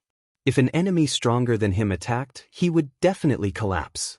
Magni felt inexplicably at ease, but also a little ashamed. "I still rely too much on Duque." Suddenly, Magni had a faint desire in his heart. If only I was a demigod too. Of course, Duque didn't know that his words of comfort had unintentionally accelerated the growth of this dwarf hero who had also become a demigod in the original history and unintentionally changed history. All of Duque's attention was focused on the battle with Kil'jaeden. The lingering evil spirits began to disappear from the palace in the Sunwell as the darkness of 1,000 souls was used up.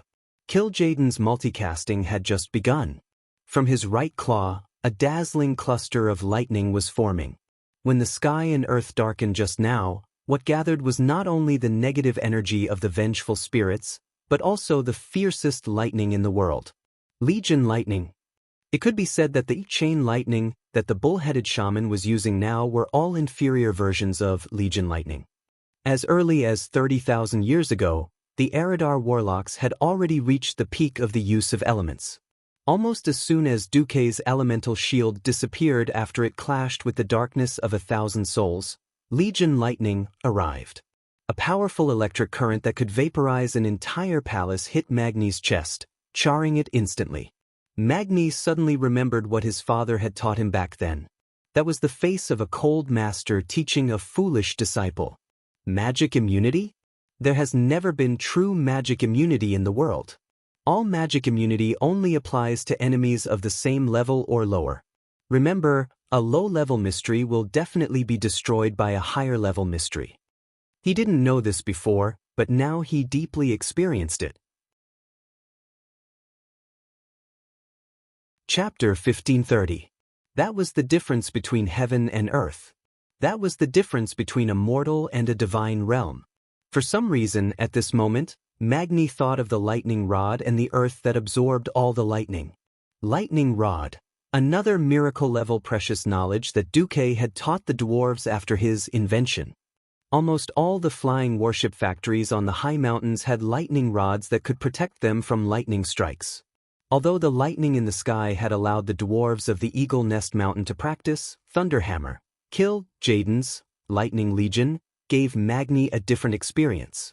Magni was clearly focused on defense, but that feeling as if he had caught onto something attracted Duque's attention. Duque was startled, and then he smiled and curled his lips.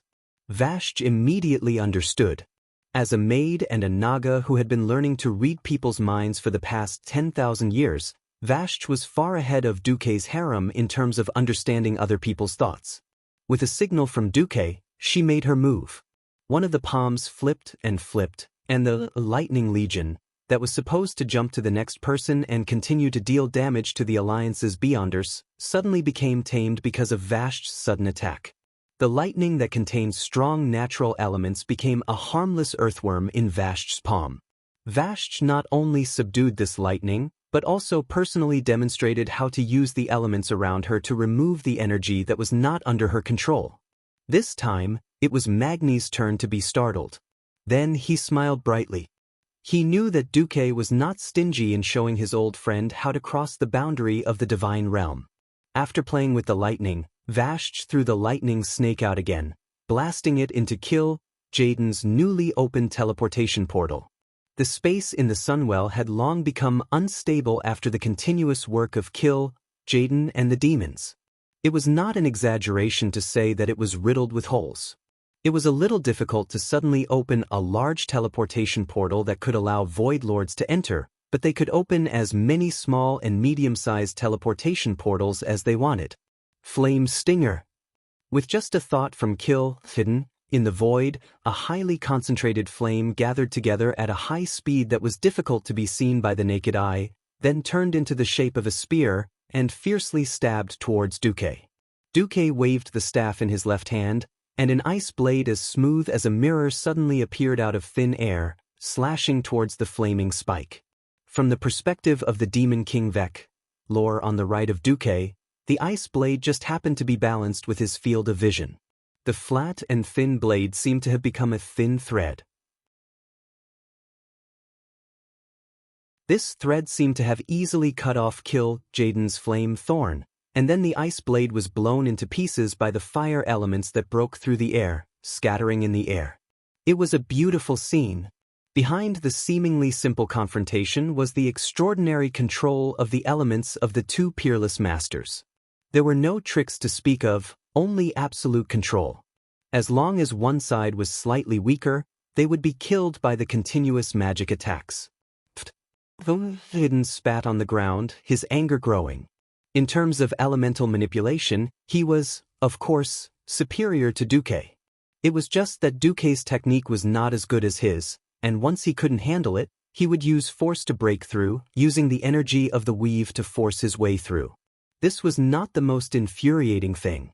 In just a few rounds of fighting, Kill Jaden suddenly discovered that Duque could imitate, study, and absorb his elemental manipulation techniques. What the hell, he could even learn and apply it. Unfortunately, half of his strength was forcefully blocked, and he could not use it.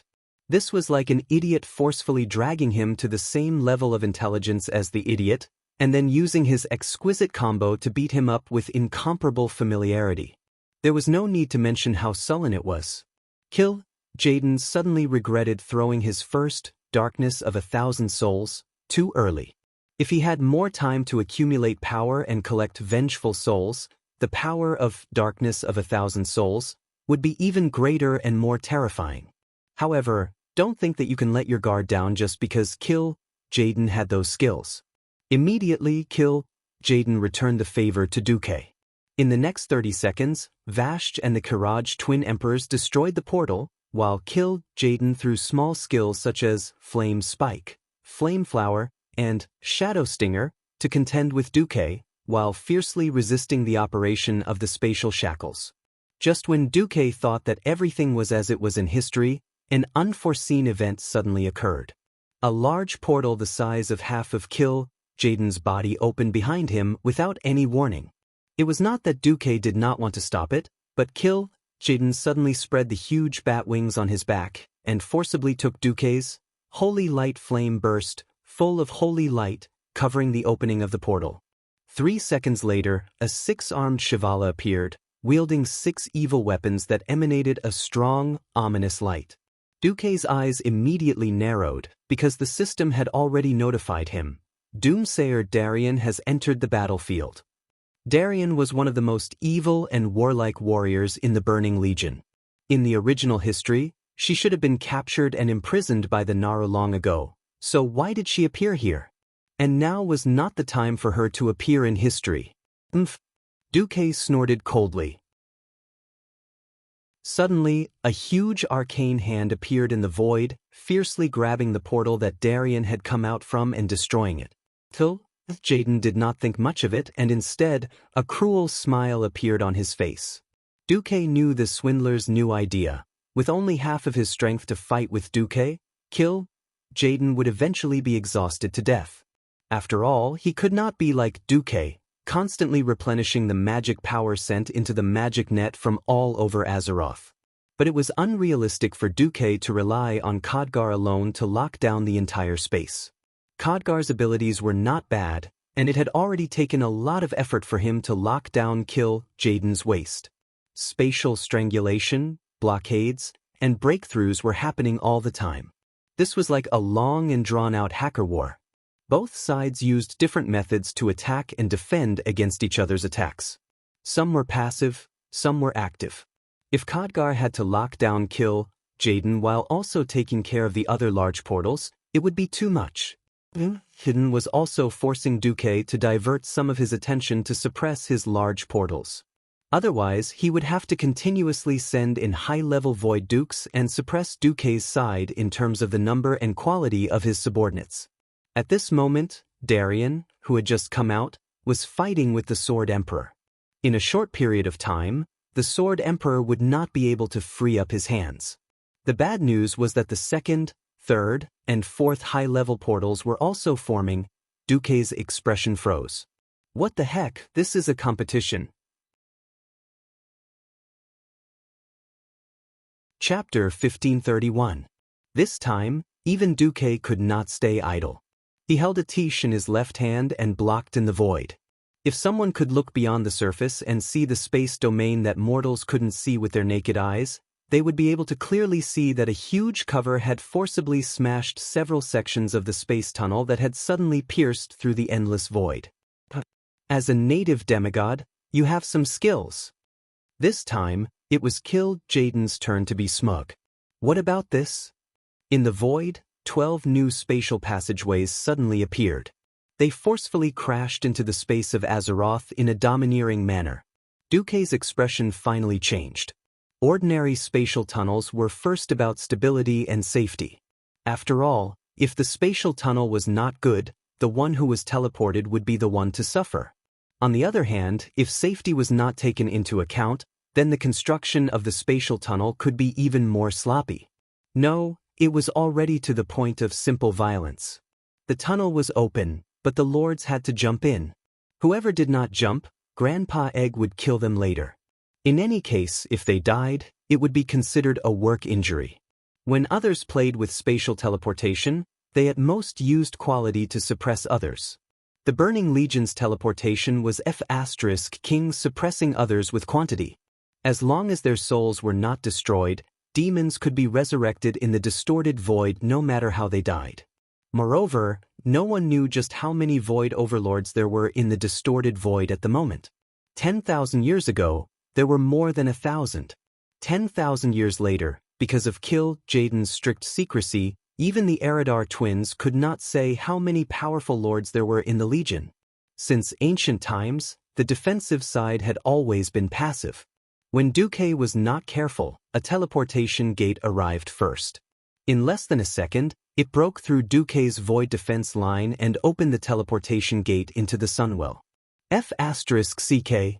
Duque could not help but curse. King Galaxus, another boss with a name. Anyone who could leave a name in the Legion was rarely a weakling. That guy should have been the second leader of a trial team called the Crusaders in Nascen's history. Unexpectedly, he had come out now. Succumb to the flames of the army. King Galaxus roared as soon as he appeared, shaking the mortals to the core. The raging green demonic flames began to spread in half of the hall. As an Eridar Warlock rank expert, Galaxus could definitely be classified as a high-rank Void Lord. In a way, he was like a weaker version of Archimonde. If Duque gathered all the experts to suppress him, it would be no different from chopping vegetables. But with Kil'jaeden, the great demon god, here, it was undoubtedly a heavy burden. Ha! The Nephilim Emperor Lore immediately went up to meet him, and a blizzard came crashing down on him. He had thought that the duel between an Eridar Warlock and a magic-type demigod would be another elemental battle. The result made everyone's jaws drop. Lor actually grabbed Galaxus by the waist like a wrestler, and then the two giants directly smashed through the wall of the hall and fell far away. They kept rolling until they reached the open space outside the hall, where the two giants really began to compete in magic. In fact, more than one person realized that the hall, which originally had a diameter of more than 200 meters, looked very big. As a battlefield for a group of huge giants, it was still not enough to look at. Originally, the dome had already been blown away by Duque, and now the twin emperors and their opponents had smashed through several walls and nearly 10 marble pillars.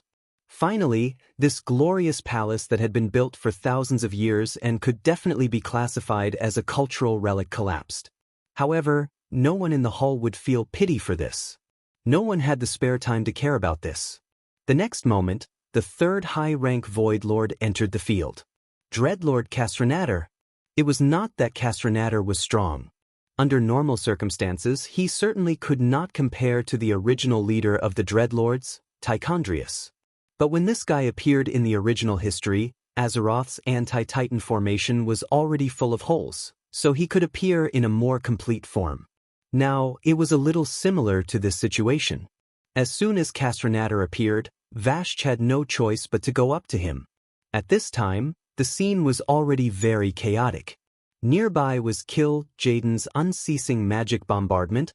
All kinds of fire and shadow magic of great lethality were simply flying everywhere, and if a mortal was not careful, they would kneel.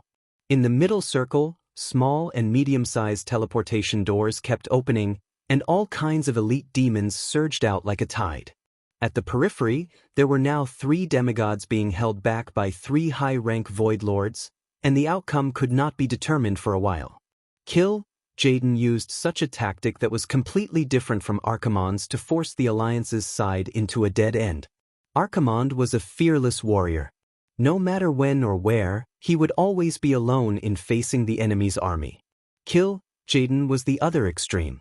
He used his army to make his enemies fall into a tight encirclement and despair, and in the end, it ended with a grievance.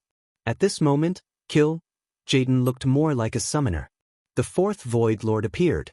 This time, Duque could be considered to have learned his lesson. In the void, he stubbornly intercepted the thickest teleportation channel, and would rather let the small and medium-sized channels pass, leaving at least a quarter of his strength. Thus, only a nameless Void Lord came over.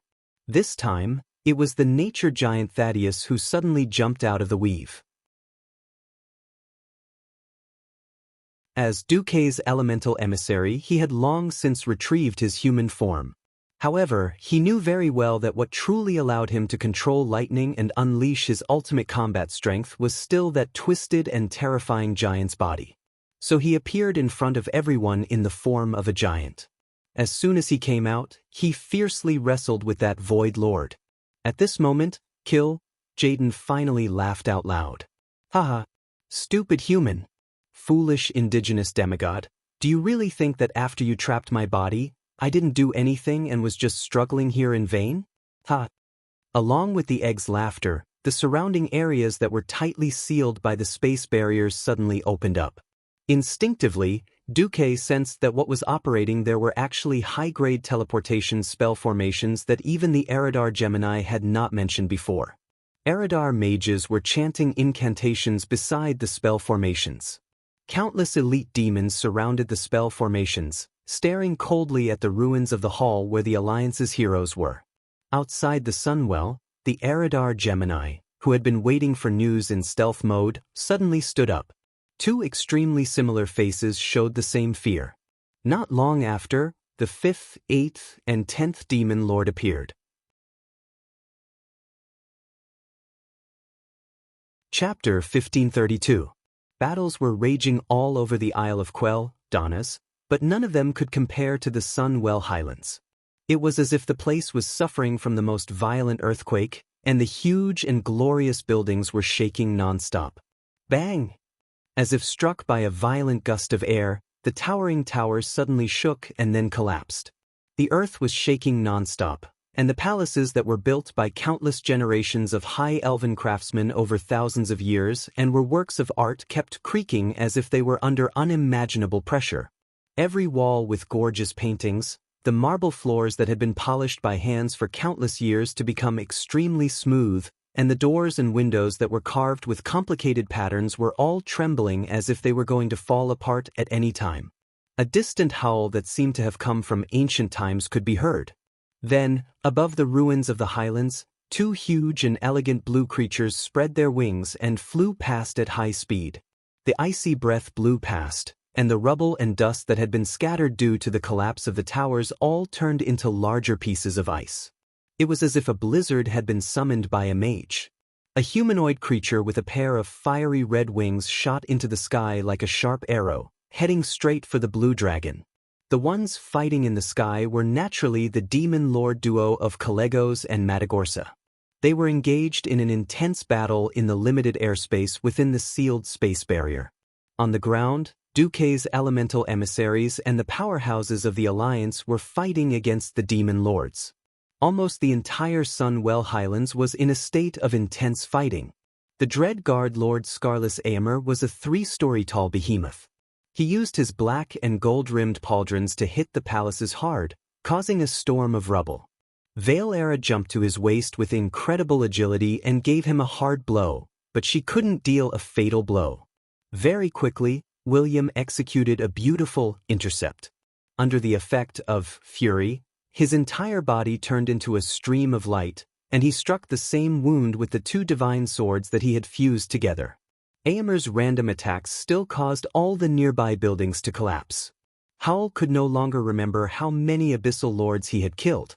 In any case, the rows of houses were as fragile as castles made of sand on the beach in front of this type of charging leader. Regardless of whether they were old or new, all the buildings were uprooted by the violent impact. Even the walls and roofs that had been reinforced with magic crumbled under the violent impact of the dark energy.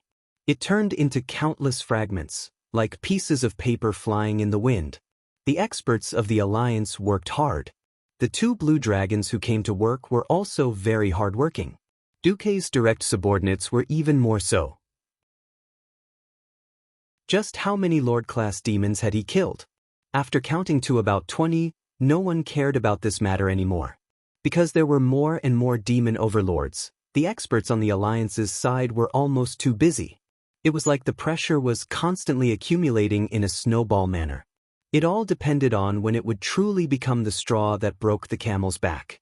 In the ruins of the hall, Duque was still fighting with Kill Jaden. Light and shadow intertwined, and explosions rumbled. The highest level of magic collided in midair. The ruins of the hall, and even the entire night sky directly above, kept flashing with the light of the lines of law. Seeing that his side had gained an overwhelming advantage, Kill Jaden began to toughen up.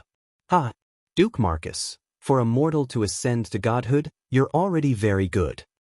Your fate has been marked by the Grim Reaper. Maybe you can successfully shake it off this time and buy some time. But you'll soon be caught up again. In the ancient war a few years ago, you had shaken off the death curse of fate twice. But I won't give you the chance to see it a 3rd time. Give up. Your last struggle is meaningless. True victory and eternal life belong only to the Burning Legion." At this point, Kill Jaden suddenly raised his hand, and dozens of shadow lines suddenly appeared in the void. They directly bypassed Duque's elemental defense, and Soul Whip was used on the experts of the Alliance. Even someone as strong as Magni Bronzebeard could not help but let out a painful groan. Not to mention the others. Unexpectedly, the egg's tone changed, and his arrogant voice became extremely tempting. "But, Duke Marcus, it's not just me. Even Archimonde and Sargeras admire you very much. As long as you're willing to join the Legion, you can become the 3rd commander alongside me and Archimonde. After taking what the Legion wants, we can even give up on destroying Azeroth and allow you to keep this planet as your exclusive property." Hiss! Every expert of the Alliance couldn't help but gasp when they heard this. The commander of the Burning Legion. That was the invincible commander who had swept through the entire universe in the past 25,000 years. No intelligent race, planet, or even galaxy could fight against the Devil Legion that had units of hundreds of millions. Hundreds of thousands of galaxies had been burned to ashes. Billions of lives had been plunged into misery and suffering. Even after killing Sargeras and Archimonde, no one dared to guarantee that these two powerhouses were really dead. Or perhaps there was a part of their souls left somewhere in the twisted nether, and they could rely on those souls to resurrect or something. Now, Jaden was actually willing to offer such a high price tag for Duque. This could be considered a heavy investment. For a moment, Iril the Hoof was taken aback. If Duque, the core of the Alliance, decided to join the Burning Legion, it would be too terrifying. The planet's protection circle that Azeroth was so proud of would immediately be destroyed from the inside, and the Legion would descend. Then, whether the Draenei could continue to escape was unknown, but before Iril could finish thinking, he suddenly heard Duque's crisp voice. "I refuse." Why refuse? Protecting this small planet was meaningless to those who pursued power. The army could bestow them with greater and stronger power. If you want, you can easily make thousands of planets bow to your feet. Jaden was still unwilling to give up. His voice shook the hearts of every Alliance member. Master of all worlds? This kind of power, this kind of temptation was simply irresistible to men. Could Duque refuse? Everyone was thinking if it was them, would they refuse? Would they? But it would be difficult to make the decision to refuse, right? Beside Duque, countless magic circles suddenly opened, and countless elemental energy formed on their own, shooting towards Jaden like lightning. Duque, who was in the middle of the energy wave, looked calm. Chapter 1533. His gaze seemed to have transcended time and space, and he saw the past. It was the grand occasion when countless races united to resist the Burning Legion in the ancient war. It was the oath that the dragon race had sworn to protect the world for 25,000 years. It was the continuation of the civilization of thousands of intelligent races on this planet. Duque spoke softly. As long as I have enough power, that's enough. I don't need the strongest power in the universe. Perhaps this planet is a power desert in the eyes of the army. But I'm already used to this world. I coexist with this magical land that is filled with danger, and protect the living beings that live here. I see the advancement of technology and civilization on this land as my own glory. I don't care how many living beings bow down to my feet, and I don't care about any ideal world. I only love my lover, my friends, my comrades in arms, and the people who raised them and live in this world. I wasn't born for this, but I'm willing to die for it.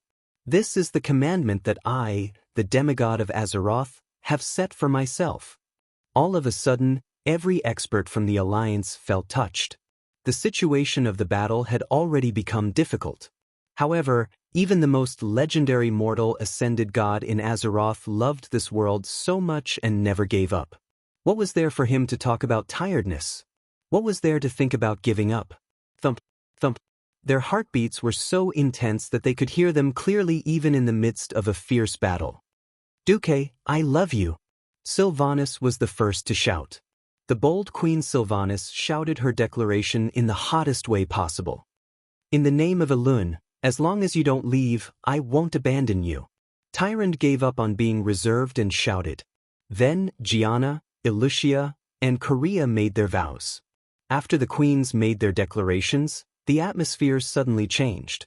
First of all, it was Magni who shouted, for the Alliance. Then William shouted, for Azeroth.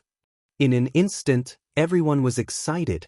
Duque's slightly pursed lips relaxed. Thank you, Jaden. You have united our chaotic wills. However, do you really think you can defeat us with summoning spells? Duque's words shocked Jaden. Duque raised his hands to the sky, palms facing up. His palms glowed with a mysterious light. In just half a second, as if right above the edge of the sky, a beam of dazzling light shot out from the dragon fortress in the middle of the void battlefield, pointing directly at the Isle of Donna's below. Jaden was shocked. When? A huge 5-colored rune appeared 2 kilometers above the island. Titan, Titan. With this mysterious rune from the Pantheon Temple as the center, halos appeared one after another. Yellow, blue, green, from the outside to the inside, there were 5 colors. Every time the 5 colors cycled, it would repeat over and over again. It was unknown how many hundreds and thousands of cycles it had cycled. Every time a ring expanded outwards, countless magic runes would automatically form within the ring, forming a complete magic circle. These slowly connected magic circles were so complicated that they were completely beyond the limits of what a person's dynamic vision could observe. However, when these connected rings of magic circles spread out one after another and covered the entire sky above the Isle of Quell, Danas, from the sky to the horizon and the sea, the demons that were enveloped by this formation were already in a state of chaos. This was because this magic circle was used by the titans of the pantheon to deal with the demons from the distorted void when they transformed the universe. That was simply a natural counterforce, causing the demons under this giant compound magic circle to perish one after another. The weaker ordinary demons directly melted under the light of the magic circle. Even the power of a lord-level demon was directly halved in this magic circle. Are you big lizards crazy? This is equivalent to removing the power of the protective magic circle to deal with me? Kil'jaeden screamed. At the highest point in the sky, Alexstrasza's hearty laughter came. Ha! You didn't expect it, did you? Anyway, Sargeras is still sinking in the bottomless abyss, and Archimonde has just died. You're the only one in the Burning Legion who can truly threaten this planet. As long as we take care of you, even if 10,000 lords come in, we can slowly deal with them one by one. This was a typical case of catching the big and letting go of the small. When Kil'jaeden descended, outer space had also sent tens of millions of demons to harass him. The 5-colored guardian dragon's actions were equivalent to drawing away most of the energy of the protective magic circle. The direct consequence was that even if the dragons tried their best to intercept them, there might still be hundreds of thousands of demons breaking through the magic circle and successfully descending. Of course, in the eyes of the dragons, as long as they could cripple Kil'jaeden, it was worth it. Obviously, such a big thing as changing the planet's protective magic circle was definitely not something that could be done in a short period of time. The dragons know it must be Duque. He had been planning this for an unknown period of time. If Marcus, Kil'jaeden roared angrily again. The second darkness of 1,000 souls also began to take shape in his hand. Duque, on the other hand, did not even have the desire to look at Kil'jaeden. He closed his eyes and breathed softly, incomparably slow. One breath, one breath. After achieving the body of an elemental demigod, breathing and heartbeat were no longer necessary. Duque still kept this habit because it made him feel more like a human and not some kind of existence that had nothing to do with humans. What entered his lungs was cold air. In a trance, it was the biting cold aura from Northrend. Before it was cooled down by the northern continent, it came from Kalimdor on the other side of the sea. Before that, it came from the southern continent of Pandaria, which had yet to open a sea route. And before that, it came from the eastern continent where he was now. This was the cycle of the monsoon, across a long journey, across the ever-changing endless sea. Duque saw all this with his own eyes through the magic net. Relying on the magic net that connected more than half of Azeroth, he was like a true god, his gaze piercing through the mountains and the sea, the sky and the earth. Everything in Azeroth. It was all in Duque's eyes. One breath, one breath. Slowly, it responded to the pulsation of the planet. On the entire Isle of Quell, Danas, everything suddenly stopped. A feeling of stagnation, not distinguishing between friend and foe, imprisoned the will of all living beings to attack. The wind stopped. Half of the sky was drifting with snowflakes. The remaining half of the sky was sprinkled with the scorching light of the sun. The soldiers of the Alliance looked around in shock. They could not understand this situation.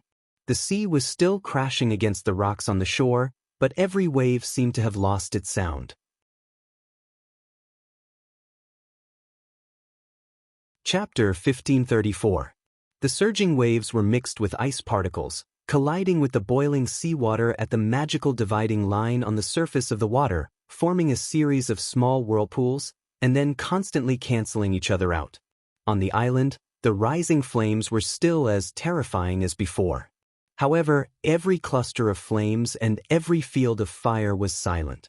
Even the crackling sounds had disappeared. The situation on the entire Isle of Quell, Donna's, could be said to be extremely strange. Buzz, buzz, buzz. 6 colors of brilliance appeared on Duque's ish. Fire, frost, arcane, thunder, light, shadow. But above these, there was a 7th color. No one present could describe what kind of color this was. Everyone only knew that this was a more blurred color than the above 6 elements. Duque slowly raised ish, and when he opened his eyes again, his eyes were already full of colorful light. And in the middle of the black pupil, the gaze was as firm as the land that would not change for 10,000 years. Kill, Jaden. Before I am a person, an existence with an independent soul, I am first and foremost a guardian. The full name of this staff is Itish, the legendary staff of the Guardian. Guardian. This name made Kill Jaden gnash his teeth in hatred, but he had no time to hate anymore. Even he had to raise his head in shock. A strange scene was unfolding in the sky. With the addition of Duque's power, 1/3 of the power was now the dragon race, 1/3 was Alun's, and the remaining part was Duque's. As a result, the scorching sun, the night sky, and the colorful glow each occupied 1/3. It seemed that the 3 powers were different, but in fact, they all had the same source of power, which was the power law left behind by the titans of the pantheon. In the ever-changing void, countless streams of energy were mixed together like 100 rivers flowing into the sea. They slowly flowed clockwise, emitting all kinds of blurred brilliance in the process of stirring. Snowflakes were falling, and the brilliance of the sun did not diminish. Unknowingly, the wind of all things blew again. And the flow of energy thousands of meters high in the sky did not stop for a moment. Jaina was deeply shocked. Such elemental control, such a mixture of powers, for a mage who had spent half his life immersed in magic books, it was definitely a subversive experience. Duque raised his head slightly. His deep black pupils reflected a line of energy that split heaven and earth vertically into 2 halves. The energy line was very thin, like the front sight of an infrared sight. The end of the energy line was Kill Jaden's glabella, which was stuck at the portal of the Sunwell. Kill Jaden couldn't wait any longer, so he released Thousand Soul Darkness. The roaring souls let out mournful wails as they charged at Duque. It was too late. Duque smiled as he watched the pitch-black pillar of light hit him. In the next moment, Duque was still completely fine. He still had a smile on his face, and even the aftermath of darkness of 1,000 souls did not spread to the surroundings. Only those who knew the ropes knew that although Duque looked like he was still there, he was actually already in a completely different dimension from the world of Azeroth. Although it was just a space crevice, as long as Kill Jaden had not deciphered the coordinates of this space crevice, Duque was absolutely safe. At this moment, the light in the sky shone brightly. The colorful glazed color turned into an even more dazzling and gorgeous brilliance. The color did not change, but it felt sublimated to the point of the light of wisdom. The not pure brilliance seemed to also indicate that when the Titans created the world, they spread the fire of wisdom to the world, and then gave birth to infinite possibilities. And this infinite possibilities gave birth to thousands of different existences, different individuals, and they contributed their powers and merged into one. All the Alliance soldiers who were not in combat had already knelt down in front of this brilliance. Duque held a staff in his left hand and a sword in his right. His thunderous voice reverberated above the entire Isle of Quell Donnas. The burning legion that tramples on the living beings of all worlds. Experience the anger of billions of living beings. The entire planet of Azeroth trembled because of Duque's words. In less than 1/100th of a second, the trembling turned into a roar of all things. From the man-made palaces, walls, and floors, to the sand and grass on the ground, even the trees, rocks, and the sea made a low and ancient sound. Reverberate, mix, reverberate. These existences could even be traced back to the beginning of the birth of the planet. However, they all woke up and responded to the declaration of Duque, the guardian of the planet, with a repetitive resonance. That was the supreme anger in the face of the atrocities that wantonly destroyed the world. Above the heads of all the people who were witnessing the battle on the Isle of Quell, Danas, the chaotic sky formed by countless energies suddenly split apart. A dazzling golden glow, like the rising sun, slowly descended, illuminating the sky above the entire Sin-Dorii kingdom. Even Lordaeron, which was further south, and Northrend, which was further northwest, could see this dazzling brilliance blooming in the night sky. What was reflected in everyone's eyes was a golden pillar of light. Like a spear piercing through a target, it fiercely descended from the sky and pierced through the entire night. That was the brilliance from the Pantheon. That was the light of wisdom that the Titans had bestowed upon all things. At that moment, there was no second color between heaven and earth. No, kill, Jaden struggled with all his might. Sadly, he was still completely unable to move. After injecting most of the energy of the magic net into the sky and handing it over to Elun and the 5 dragon aspects to control, Duque injected all the remaining magic power into Itish. In the shattered void that mortals could not see, there were hundreds and thousands of spatial magic spells smashing over almost every second. Any improper response could cause Kill, Jaden to break free from the imprisonment of the portal and escape. In a sense, the pressure on Duque was the heaviest. He was not only facing Kill, Jaden, but also the Eridar Warlock Legion, who were desperately trying to save their master from the other side of the portal in the distorted void. Khadgar had long been at his limits. He could only rely on Duque and his system elves. Duque had the aura of 1 against 10,000. He held onto the egg tightly, not allowing him to move at all. No. Kill, Jaden began to use all sorts of tricks. He flicked his 10 fingers, and a dozen soul whips extended from each fingertip, forming a large net that swept in all directions. He no longer had any hope of defeating Duque in a short period of time. He aimed at Duque's lover. He would rather endure the fierce attacks of Duque's demigods, and after a few grabs, he finally caught one. Chapter 1535. Actually, with the egg's status as a paste, capturing captives on the battlefield to threaten the enemy was extremely lowly. The egg had been around for tens of thousands of years, but it had never thought of doing such a thing. But he was really anxious. Even though he had only used half of his power and body this time, and was indeed injured after being completely destroyed, it was not irreparable. With Archimonde as a precedent, Kill, Jaden would leave behind enough soul to recover to its peak state and store it in the deepest part of the twisting void.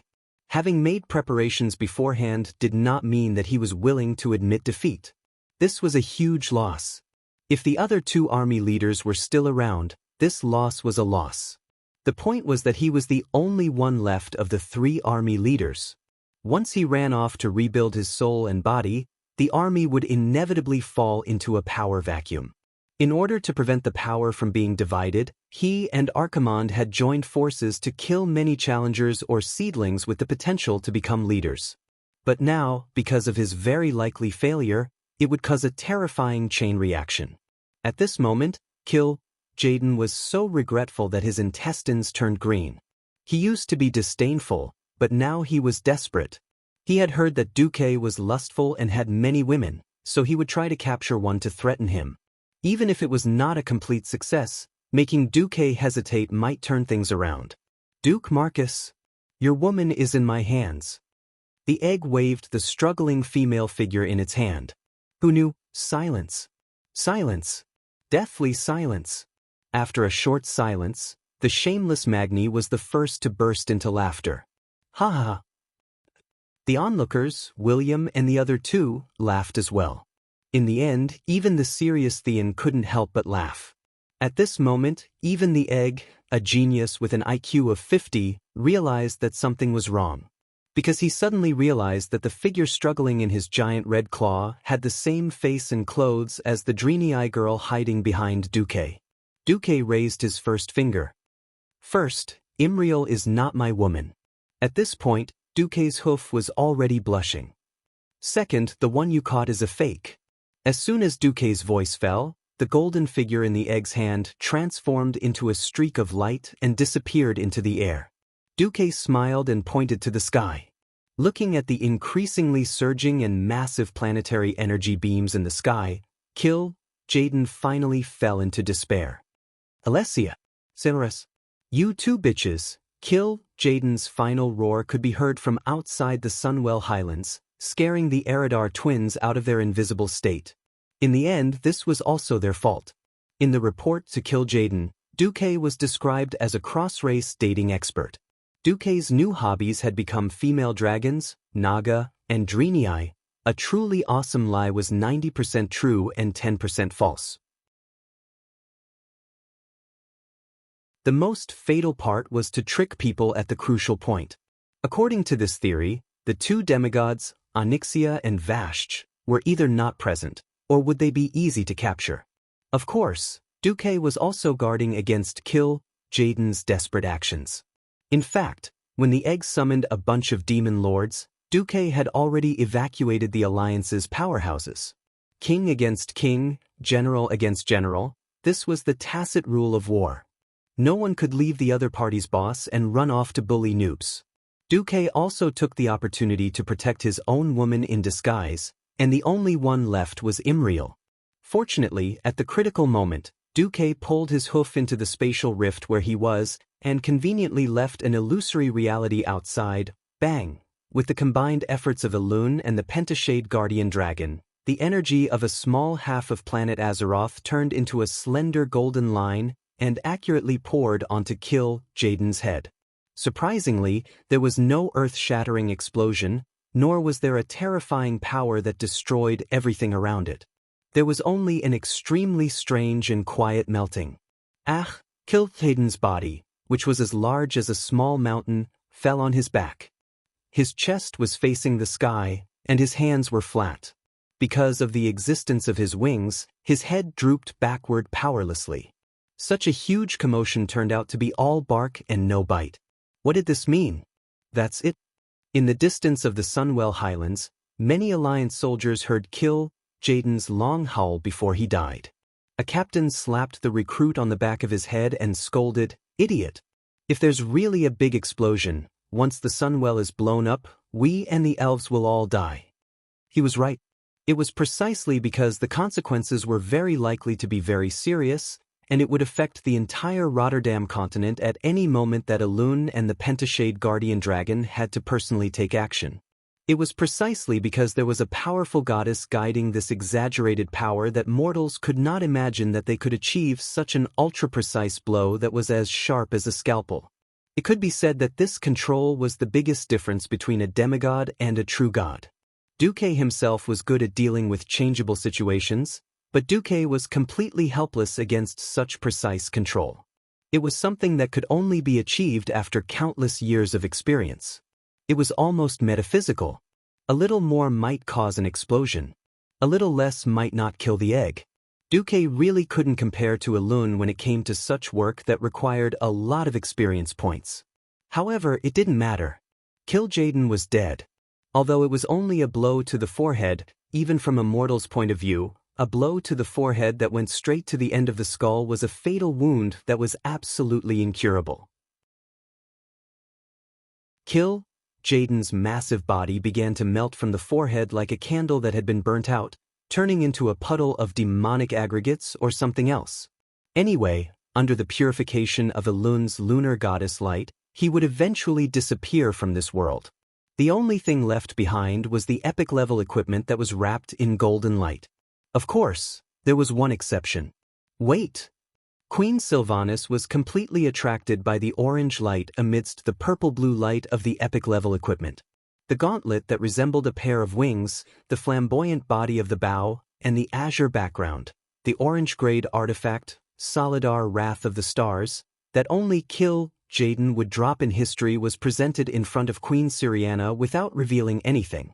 Sylvanas seemed to have sunk into some kind of confusion, as if she was caressing Duke, intimately caressing the body of the bow, as well as the bowstring. When she tried to pull the bowstring, a sharp arrow formed from starlight impressively appeared between the bowstring and the body of the bow. "It's yours, no doubt." "Without a doubt." Duke said to Queen Sylvia with a smile. But, trust me, in the entire alliance, there's no one who can use this divine artifact better than you.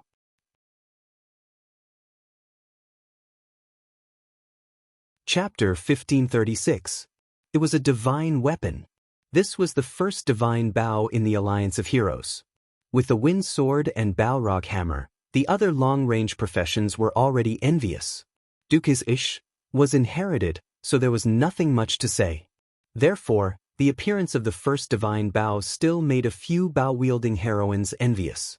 Actually, Tyron was also an expert with a bow, but she was not only a ranger, but also a high priestess. Her starfall was what the big shots in the alliance valued the most, which meant that she could only use the bow as a support attack. Her main source of income was still her divine arts. Originally, there were still people in the alliance who could compete with Queen Syriana for this divine bow, but unfortunately, all of the remaining candidates had the surname Windrunner. Second sister, congratulations. I'm suddenly blaming myself for getting pregnant so early. In the mirror image of the magic transmission, it was the usually mature eldest sister, Aurelia, who pretended to be pounding her chest and stamping her feet. Second sister, you're indeed worthy of this divine bow. Sasha, on the other hand, didn't have much of an emotional reaction. She just gently caressed her slightly bulging belly. She, who was the most active and active, had completely entered the role of a wife. It was hard to conceive a demigod's child, and after so long, the Windrunner sisters' bellies were at most the size of a 4-month pregnant human woman. The fourth sister, Lilith, didn't care much. After all, this was the glory of the Windrunner family. She calmly accepted the fact that her talent and achievements weren't as good as her 3 sisters. As the eldest and third sisters rested, she took on more of the task of long-range damage in the Alliance of Heroes. This time, defeating Kill Jaden was more like a feast for the Alliance of Heroes. For example, Burning Justice, a plate armor helmet that strengthened intelligence and spirit, was naturally given to Hoof. After all, from now on, Riadaline had a companion. Of course, Holy Spirit Hammer, a hammer for healing paladins. Needless to say, everyone had one. The Van Cleef father and daughter each had a one-handed dagger, Apocalypse.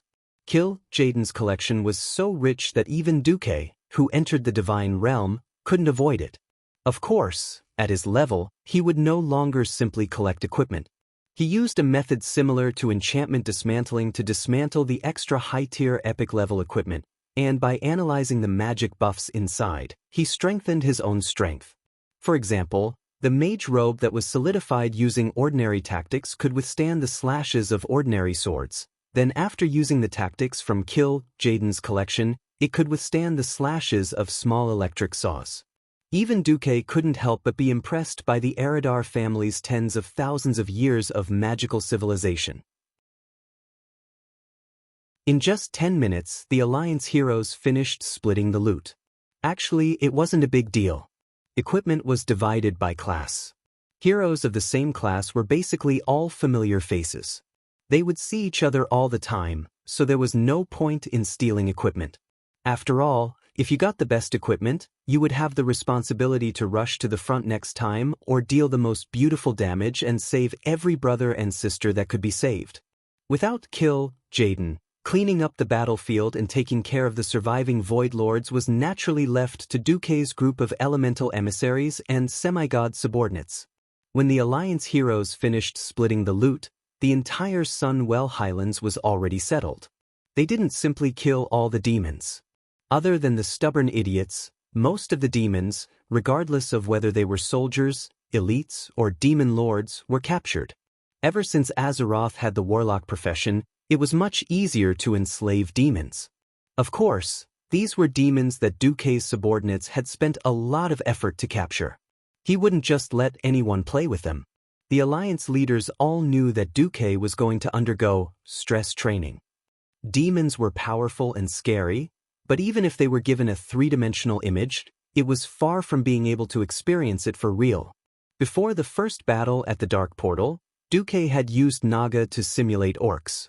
Now, he could directly use a genuine demon to teach the new recruits a lesson. the effect would definitely be perfect. Duque wouldn't use a bunch of demons to show off. He had long since ordered that they had to fight for real, be it mock battles or anything else. He hadn't even walked out of the Sunwell, and he had already set the battle loss ratio for the new recruits, 5%.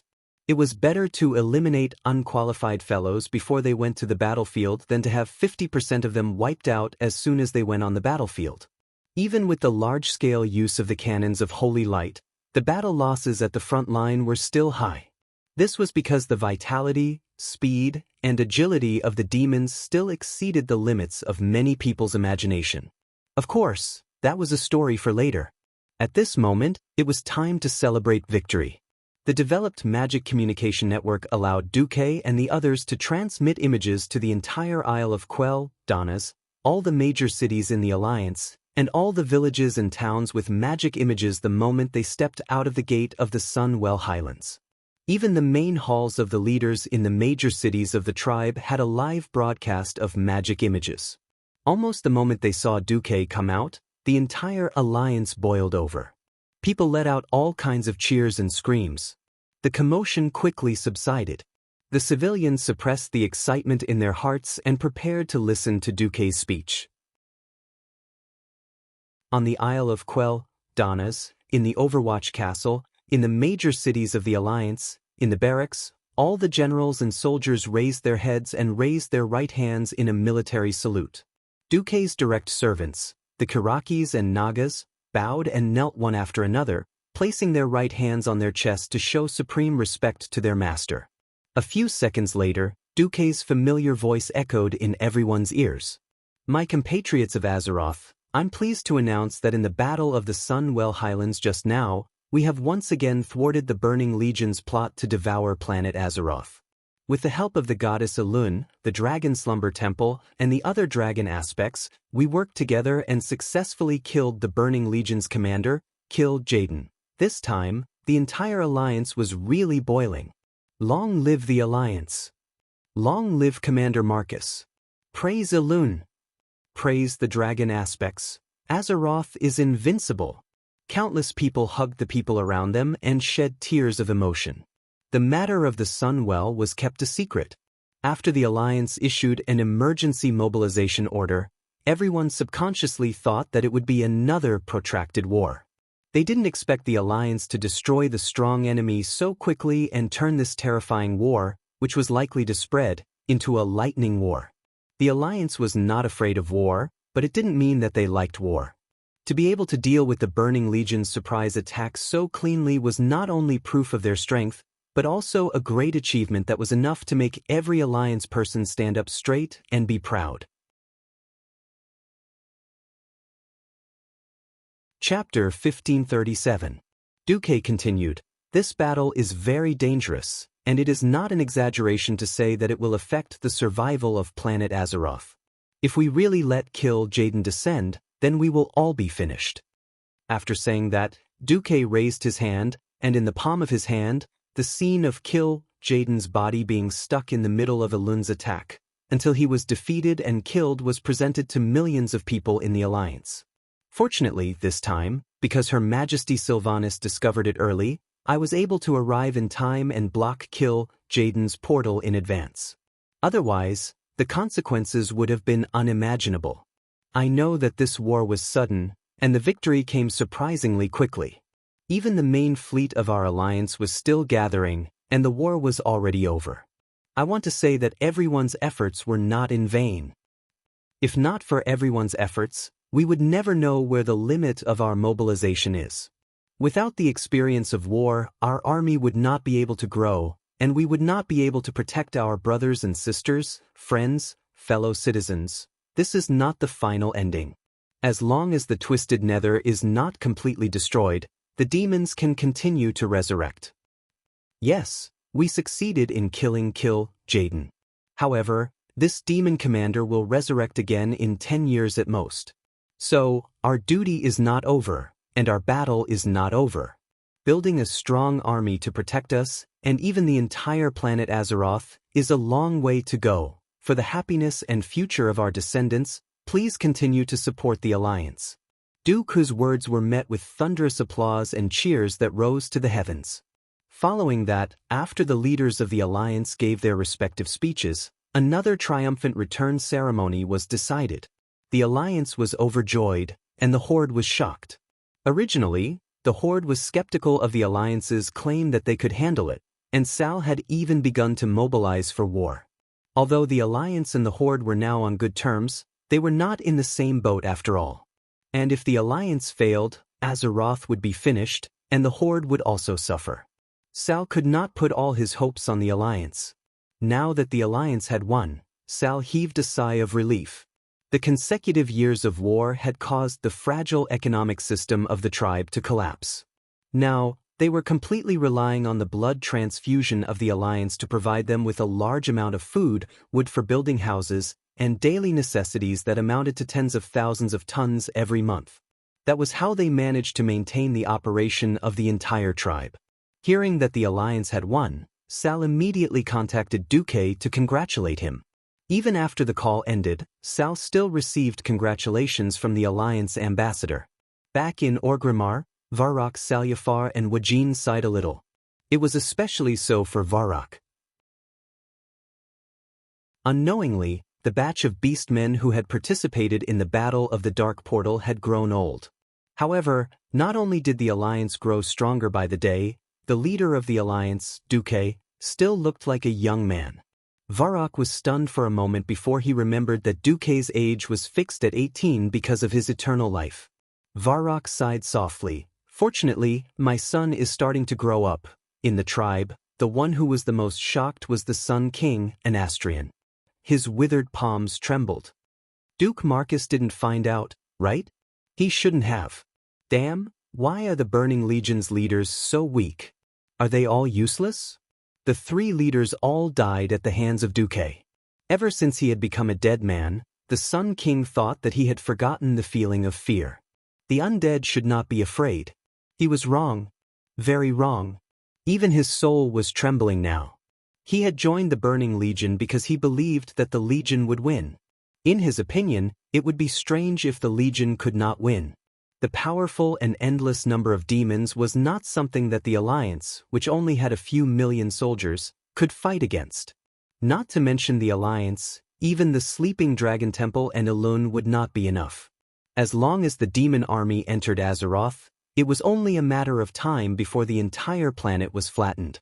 However, the Sun King did not take into account the two factors of traders and traitors. With the help of the Eridar Gemini, Duke managed to turn what could have been an all-out war into a war that could have been controlled in terms of intensity and scope. This forced the Sun King into an extremely awkward and frightening situation. The Forsaken had relied on the tribe's protection to escape the Alliance's pursuit and settle down. Once the tribe found out that the Sun King had led a wolf into the house, Sal would never forgive him and the Forsaken. It was very likely that the tribe would clean up before the Alliance did anything. This was not impossible. Duque had already informed the tribe about the Void battlefield. As the 5 Color Guardian Dragons had concentrated their firepower on Kill, Jaden, many defensive points in the Void battlefield had been broken. A large number of demons had descended. Although these demons were not strong, the tribe had begun to receive reports of attacks. These trivial matters would undoubtedly hinder the tribe's revitalization plan and make the great Chief Sal even angrier.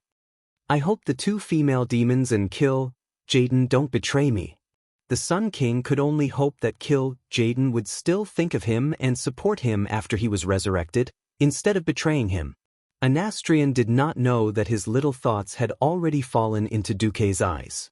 Furthermore, the female demons he had high hopes for had long sold him out. The Eridar twins, who had successfully jumped ship to Duque's side, were now busy. They first secretly found Tyrant, who had used the portal to run to the Karazhan to prepare for a victory celebration. They're looking for me. Tyrant felt that it was strange that the Eridar twins were looking for her. Should we ask them to leave? Feathermoon General Chandris asked, gritting her teeth. Let them in. Tyrant sighed. At least I know them. Although it's an ill-fated relationship. Tyrande would never forget that she had almost been forced to become an ex by these two female demons in the ancient war. After all, these two were now Duque's subordinates.